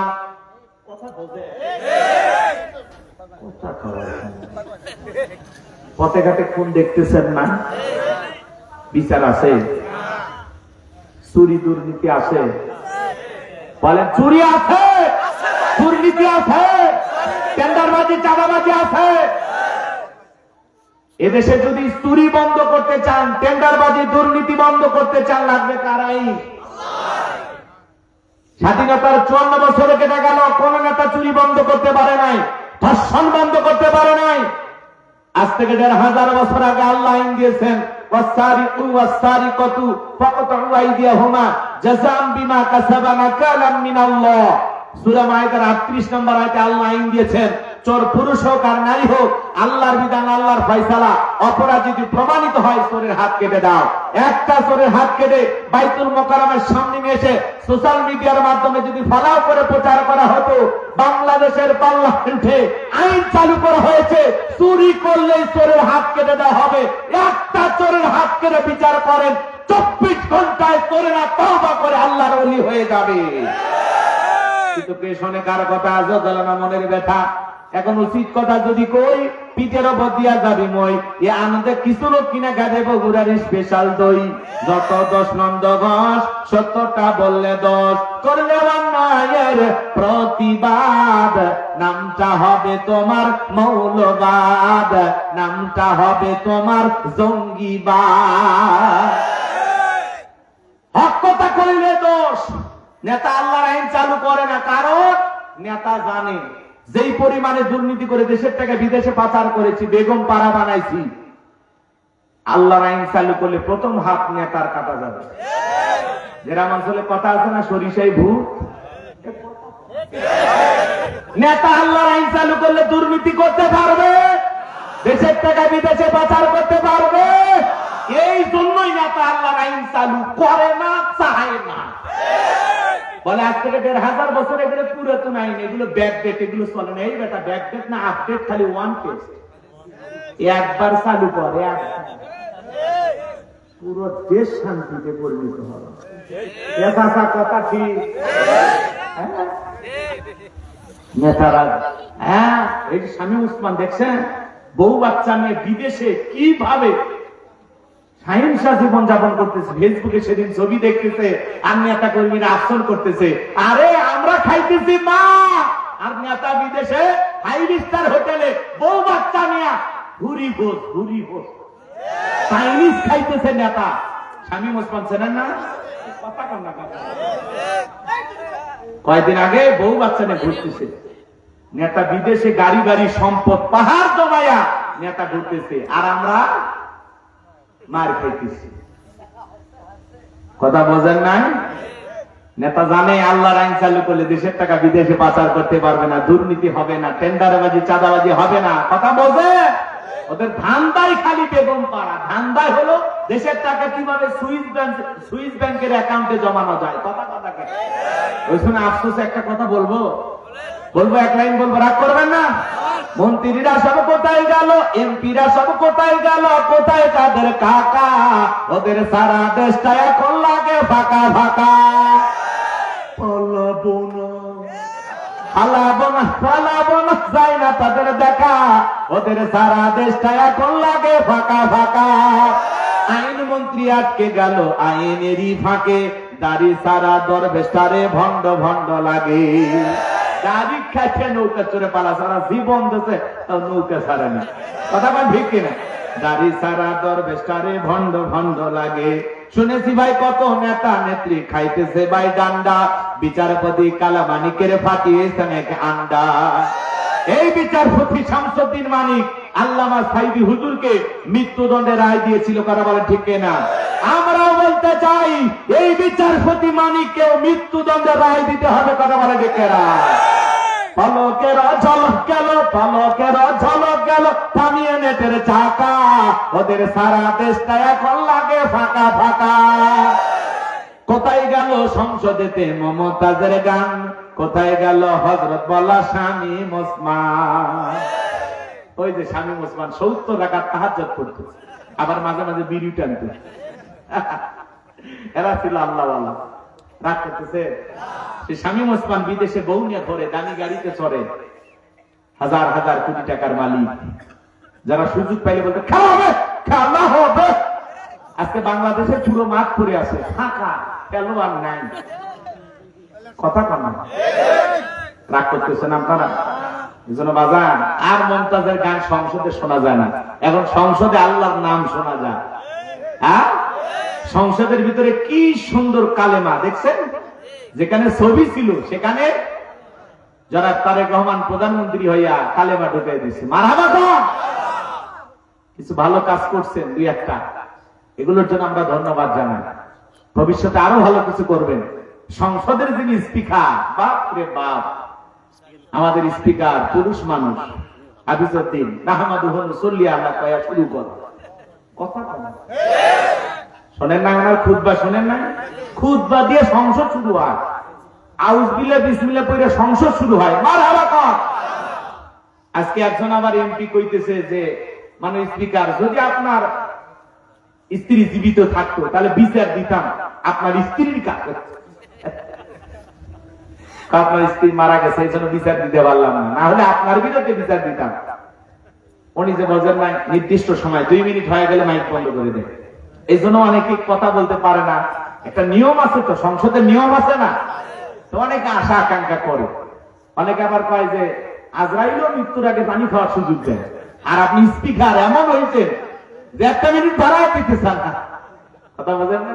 সেই জন্য স্পিকারকে বলতেছে, মানুষ স্পিকার আপনার স্ত্রী যদি বেঁচে থাকতো আপনার স্ত্রীর কাছে আপনার বিরুদ্ধে বিচার দিতাম। চলি বেঁচে গেছে, ওনার স্ত্রী মারা গেছে, আল্লাহ যেন অনেক স্ত্রীকে মাফ করে দেন। একটু জোরে বলেন আমিন। তো সংসদের বিরোধী দলের নেতা যিনি তিনিও পুরুষ, সরকার দলীয় প্রধান তিনিও পুরুষ, স্পিকারও পুরুষ। কথা সব দিকে আমরা পুরুষই দেখতে পাচ্ছি। মারহাবা কম। আর আগে ডানে বামে যেদিকে তাকান খালি নারী আর নারী, পুরুষের কোন দামই ছিল না। 35 বছর পরে পুরুষ প্রধানমন্ত্রী ভাইয়া আলহামদুলিল্লাহ আমরা ভালো আছি। খালি লোডশেডিং নিয়ে ব্যস্ত, পাম্পে তেল নাই, তেল থাকবে কেন? এগুলো আগে সংকট তৈরি হয়েছিল, আস্তে আস্তে চাপটা পড়ে গেছে। কথাটা বোঝেন না? এগুলো আগেই ছিল না। তেল কি খাইছে কেউ? সরকার এসে তেল বিক্রি করছে সব, সেটা বলতে চাচ্ছে না। এই সংকটটা আগে থেকে তৈরি হয়েছিল। আগে থেকে আমরা শুনতে পাইছিলাম যারাই সরকার গঠন করুক তাদের দেশ চালানো অনেক কঠিন হবে, সেটা আমরা দেখতে পাচ্ছি, হারে হারে টের পাচ্ছি। কথা বলে ঠিক কিনা? অত সহজ না, দেশে কিচ্ছু নাই, সব নিয়ে গেছে। খালি কোনো মতে আমরা যে আসি মাটিটাটি নিয়ে এটাই মেলা। রাগ করতেছেন? আবারও ঘুরে দাঁড়াবো ইনশাআল্লাহ, সমাজ পরিবর্তন হবে। এই যে এই সরকার 1.5 মাসে 41,000 কোটি টাকা ঋণ করছে, কি করবে? দেশ চালান কঠিন হয়। তখন আমরা বলবো ঋণ করতেছেন, টাকা খরচ করতেছেন, ঠিক আছে, কিন্তু টাকাটা যেন সত্যি জনগণের কল্যাণে, দেশের কল্যাণে, মানুষের কল্যাণে খরচ করা হয়। এখান থেকে যেন কোনো দুর্নীতি না হয়। ক্লিয়ার? আর দুর্নীতি করেন না। দেশপ্রেমিক নেতা দরকার, যারা দেশকে ভালোবাসবে, দেশের মানুষকে ভালোবাসবে। কথা কি বোঝা যায়? জি, কারণ আবার দুর্নীতি শুরু হইলে কিচ্ছু থাকবে না ভাই, কিচ্ছু থাকবে না, সব শেষ হয়ে যাবে। এজন্য এই যে সংসদে কিছু কেনাকাটা আমরা দেখলাম হরিলুট, কথা কি বুঝতে পারছেন? এটা খেয়াল করতেছি আমরা, ইনশাল্লাহ আমরা। হ্যাঁ, হেডফোন, আরো অনেক কিছু, কথা বোঝেন না? 18 লাখ টাকা বিল করছে, 58 লাখ টাকা, কথা কি বুঝতে পারতেছেন? হ্যাঁ, কিনছে 500 টাকার হেডফোন, লাগিয়ে দিছে কত, 14,000 কত। আর মানে কি, এগুলোর মধ্যে কেউ লুটপাট করছে, দুর্নীতি করছে। ওই বালুস কাণ্ড দেখেননি, কলার গাছ কেনা, এগুলো যেন না হয়। আল্লাহ যেন এই দেশ ও জাতির কল্যাণে আমাদের সবাইকে ঐক্যবদ্ধ হয়ে কাজ করা তৌফিক দান করেন। একটু জোরে বলেন না আমি। আমার কথা কি বিরক্ত হয়েছে? বললে হ্যাঁ, সমস্যা কি? গরমের সময় ওয়াজ দিয়েছে, নাই তো গরমে ঠান্ডা, ঠান্ডা লাগতেছে। চাচা কিছুক্ষণ কি চালাবো না দোয়া করবো? তাহলে বলেন, নামাজ নামাজের মতো আদায় করলে রিজেক্ট দেবেন কি? আবার নামাজ নামাজের মতো আদায় করলে আমাদেরকে নিরাপত্তা দেবেন কি? তাহলে সমাজে যদি নিরাপত্তা চান, দুর্নীতি মুক্ত, চাঁদাবাজ মুক্ত, চুরি মুক্ত, খুন মুক্ত, ধর্ষণ মুক্ত, ডাকাতি মুক্ত একটা রাষ্ট্র সমাজ যদি চান, লাগবে কার আইন? জোরে কোন? এই জমিনে আল্লাহর আইন চালু হোক, আপনারা কি চান? একটু হাত তুলে দেখান তো দেখি। লিল্লাহি তাকবীর। আরেকটু জোরে, লিল্লাহি তাকবীর। যতদিন পর্যন্ত এই জমিনে আল্লাহর আইন চালু না হবে, ততদিন পর্যন্ত এই সমাজে শান্তি প্রতিষ্ঠিত হবে না। লেনিন কার্মার্সের গণতন্ত্র দিয়া আর ডক্টর কামালের তৈরি করা সংবিধান দিয়া এই সমাজে শান্তি প্রতিষ্ঠিত হবে না। এই 56,000 বর্গ মাইলের ছোট্ট সোনার টুকরো বাংলাদেশে যদি শান্তি প্রতিষ্ঠিত করতে চান, আল্লাহর আইন এই দেশের পার্লামেন্টে চালু করতে হবে। আল্লাহর আইন ছাড়া সমাজের মানুষের শান্তি মুক্তি মিলবে না। লিখে নেন, লিখে নেন, ডায়েরি লিখে থন। 2026 সাল 25শে এপ্রিল লিখে থন। আল্লাহর আইন ছাড়া এই জমিনে কোন নেতা শান্তি প্রতিষ্ঠিত করতে পারবে না। মানুষের তৈরি করা তন্ত্র মন্ত্র দিয়া, মানুষের তৈরি করা জীবন ব্যবস্থা দিয়া শান্তি আসবে না। শান্তি প্রতিষ্ঠিত করতে হলে আল্লাহর আইন, আল্লাহর পাঠানো সংবিধান সমাজে রাষ্ট্রে চালু করতে হবে। কথা ক্লিয়ার? জি, চলেন সামনের দিকে যাই। তাহলে ফাসাল্লি লিরাব্বিকা ওয়ানহার, রবের উদ্দেশ্যে সালাত, আল্লাহকে রাজি খুশি করার জন্য, আল্লাহকে রাজি খুশি করার জন্য কারা কারা 5 ওয়াক্ত সালাত মসজিদে আদায় করবেন? ডান হাতটা তুলে দেখান তো। আদায় করবেন তো ইনশাআল্লাহ? জি, সময় কম, নামাজ দিয়ে ওয়াজ করা যায় 2 ঘন্টা, সময় নাই। 2 নাম্বার হলো ওয়ানহার, এদিক তাকান, এদিক তাকান। এই যুবক, শেষ আয়াতে তোমাদের জন্য চমক আছে, একটু অপেক্ষা।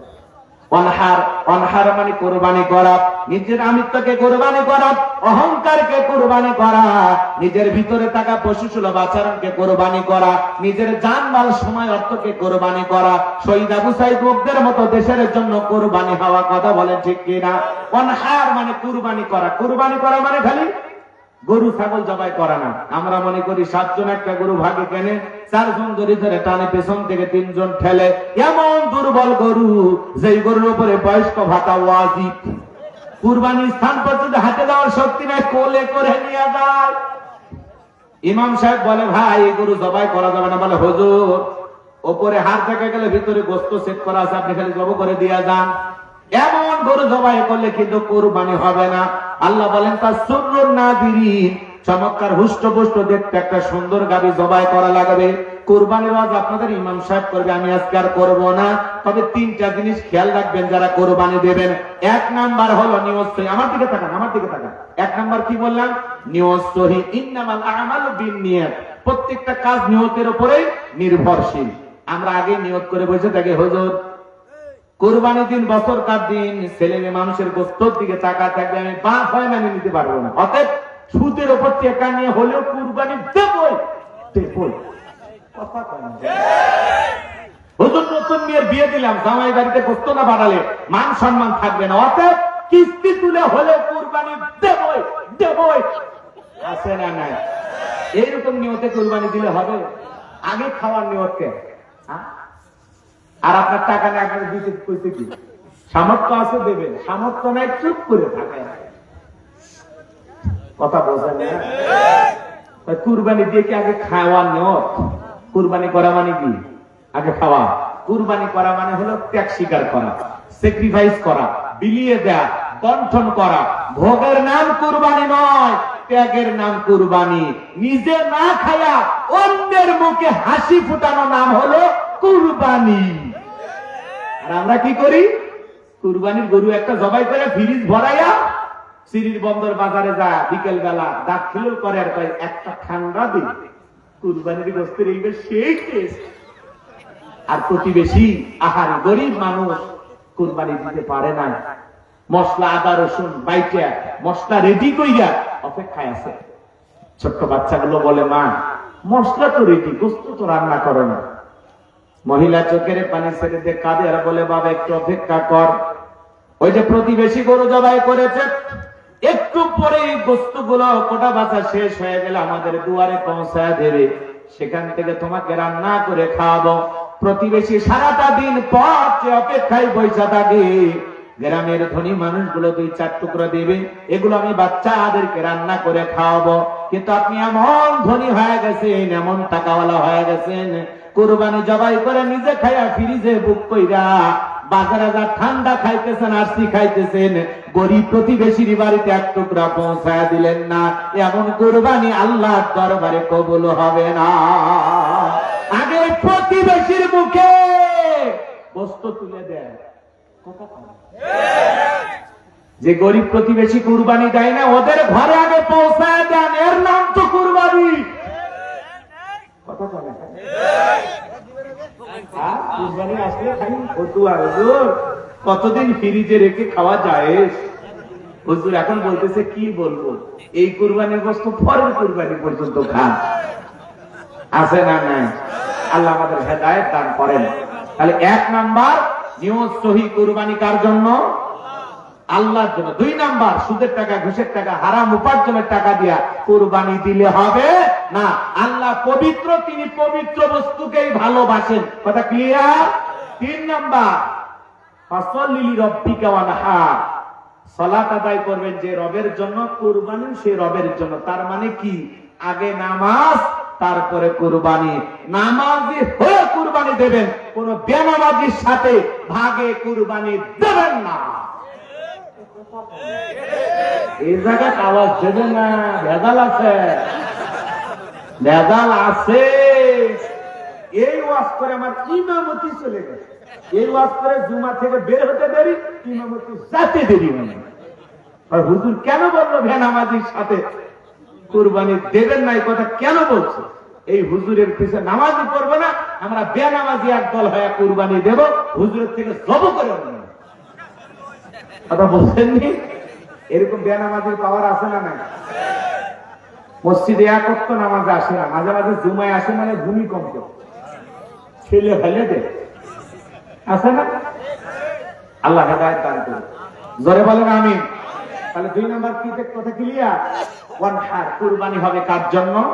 আল্লাহর খুশির জন্য কুরবানি দেব তো ইনশাআল্লাহ। 3 নাম্বার আয়াত, ইন্না শানিয়া কাহুয়াল আবতার। নবী গো, যারা আপনাকে লেসকাদারির বংশ বলে আপনি কষ্ট মনের মধ্যে নেবেন না।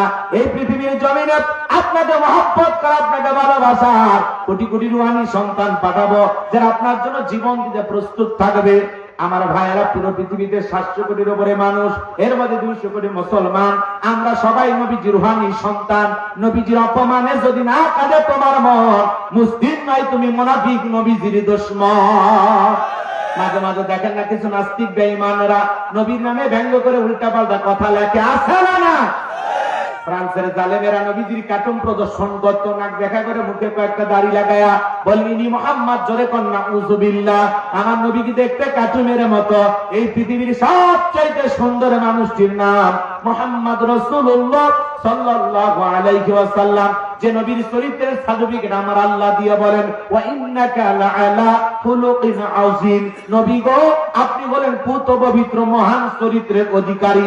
যে নবী 63 বছরের জিন্দেগিতে একটি মিথ্যা কথা বলেননি। আল্লাহু আকবার বলেন। জীবনে কখনো তুমি মিথ্যে বলনি, তাই তো তোমায় পেতে কাঁদে ধরণী। জীবনে কখনো তুমি মিথ্যে বলনি, তাই তো তোমায় পেতে কাঁদে এই ধরনী। যে নবী 63 বছরের জিন্দিগিতে একটি মিথ্যা কথা বলেনি। এই যুবক, সেই নবী হলেন তোমার আমার মডেল, তোমার আমার আদর্শ। লাকাদ কানা লাকুম ফি রাসূলিল্লাহি উসওয়াতুন হাসানাহ। আল্লাহ বলেন তোমাদের জন্য উত্তম আদর্শ আছে রাসূলের জীবনের ভিতরে। আল্লাহু আকবার কর। সেই নবীকে যারা গালি দেয় এরা অবৈধ জারর সন্তান। নবীজির অপমানে যদি না কাঁদে তোমার মন, মুসলিম নয় তুমি মুনাফিক, নবীজির দুশমন। নবীকে গালি দিয়েছিল ওলীদ বিন মুগীরা, অকাট্য ভাষায় নবীকে গালিগালাজ করেন। আল্লাহ আয়াত নাযিল করে বলেন উতুল্লিম বাদা যালিকা জানিম। নবী গো, এই ওলীদ বিন মুগীরা হলো পিতৃ পরিচয়হীন জারর সন্তান, এর জন্মে ঠিক না। এই কথা শোনার পরে ওলীদ বিন মুগীরা বলে নবী এত বড় কথা, আমার জন্মের ঠিক না, আপনি থাকেন, আমার বাড়িতে যায়। ছেলেটা বৈধ না বৈধ জানি কে, ফ্যাক্টরির মালিক, তার মানে তার মা, তার মায়ের নাম ছিল ঝর্ণা। যা বলে মা, করবি না কোনো তাল বাহানা। নবী মুহাম্মদ সাল্লাল্লাহু আলাইহি সাল্লাম আমাকে বলেছেন উতুল্লিম বাদা যালিকা জানিন, আমি নাকি পিতৃ পরিচয়হীন জারর সন্তান, আমার নাকি জন্মের ঠিক নাই।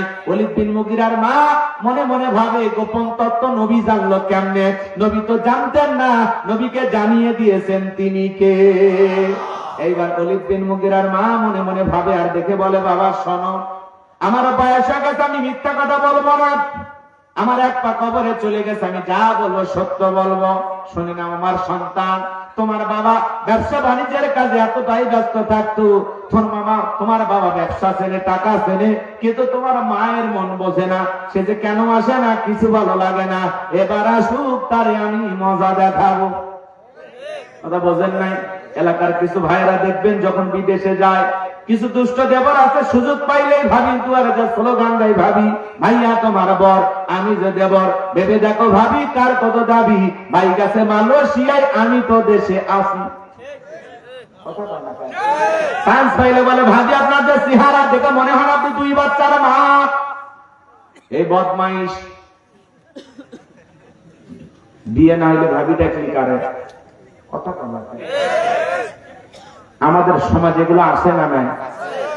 মা বোনদের আবার শুনতেছেন, মা শুনে যান, 2টা পুরুষ এদের দূরে থাকবেন, একটা দেবর আর একটা দুলা ভাই। এরা হলো মৃত্যু তুল্য, বিষাক্ত সাপের চাইতে ভয়ঙ্কর।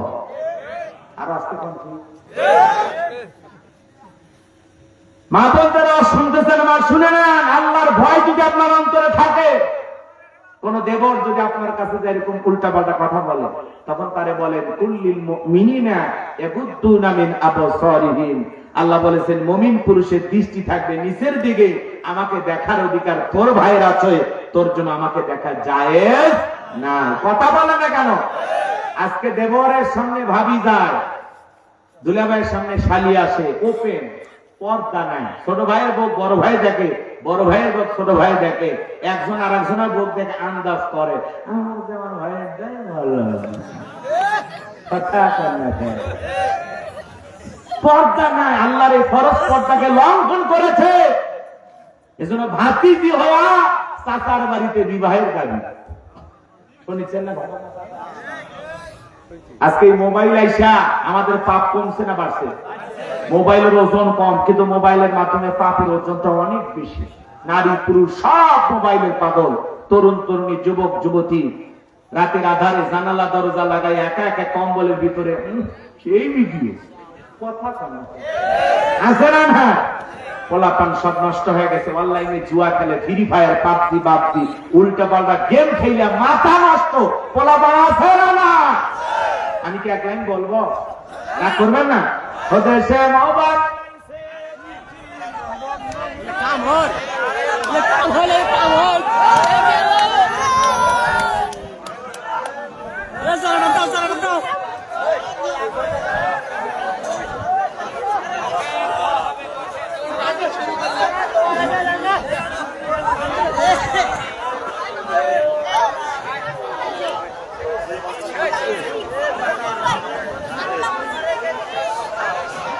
तो अपना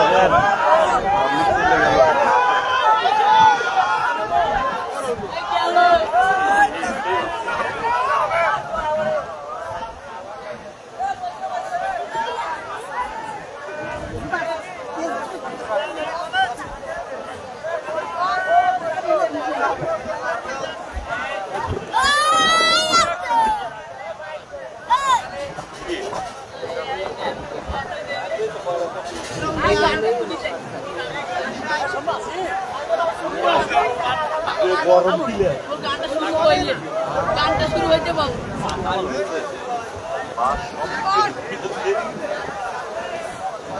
গানটা শুরু করে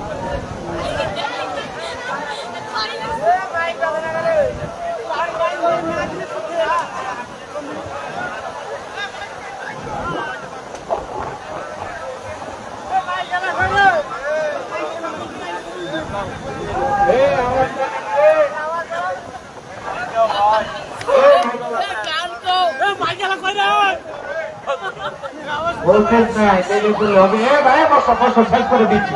তোমরা আরো যে তাড়াহুড়ো করো বাপ এ বাপ, বাতাস দেখে পুরুষ ভয় পায়। হ্যাঁ এই শেষ করে দিচ্ছি, শেষ করে দিচ্ছি। বলবো বলবো বলবো। দেশে মোবাইল আইছে, চিঠি বন্ধ হইয়াছে, দিওয়ানা বানাইছে, ওলা মাইয়ার মনের কথা আসে বাতাসে। ও দেখো পোলা পানের মন বাবা ফেসবুকে এখন মোবাইলে চ্যাটিং কইরা কাটায় সারাক্ষণ। এই মোবাইল পাইয়া দেখো মদনের মাইয়া কি কাণ্ড ঘটাইছে, স্বামী সংসার আইখা নাকি পালায়া গেছে। 2 বাচ্চার মা 4 বাচ্চার মা পরকীয়া প্রেম করে চলে যায়, কথা আছে? এরকম সমাজে আছে না? না, স্বামী থাকতেও আর একটা পরপুরুষের হাত ধরে পালিয়ে যায়। যাই হোক, আজকে রংপুরের এক ব্যতিক্রম যুবক দেখলাম, সে লিখতেছে প্রয়োজনে 4টে বিয়ে করি, পরকীয়া মুক্ত বাংলাদেশ গড়ি। এই ছেলেটা দেখছেন পর সাইজা কিভাবে রংপুর শহরে ঘুরতেছে, নারী পুরুষ রিক্সা চালক সবার সামনে যা বলতেছে, প্রয়োজনে আমরা 4টে বিয়ে করবো হালাল ভাবে, কিন্তু পরকীয়া করা যাবে। এই পরকীয়ার কারণে হাজার হাজার পরিবার শেষ হয়ে যাচ্ছে, এই পরকীয়ার কারণে হাজার হাজার সংসার নষ্ট হয়ে যাচ্ছে। কথা বলে ঠিকেরা? এই পরকীয়া একটা ভাইরাসে পরিণত হয়ে গেছে। কথা বলে ঠিকেরা? কয়েকদিন আগে দেখলেন না, এক স্বামী বাধ্য হইয়া পরকীয়ার পুরুষের সাথে বউকে ধইরা নিজে বউরে তালাক কইরা ওই পরকীয়ার পুরুষের সাথে বউ বিয়ে দিয়েছে, 5 লাখ টাকা যৌতুক দিয়ে। আমরা দোয়া করে দিই, ঘর তো বন্ধ হয়ে গেছে। اللهم آمين. ربنا ظلمنا أنفسنا وإن لم تغفر لنا وترحمنا لنكونن من الخاسرين. ربنا لا تزغ قلوبنا بعد إذ هديتنا وهب لنا من لدنك رحمة إنك أنت الوهاب. আল্লাহ সেনাকে বদল করা, যারা দান করেছেন টাকা পয়সা কবুল করেন। আল্লাহ মৃত্যুর সময় জগতে জারি করে দিও।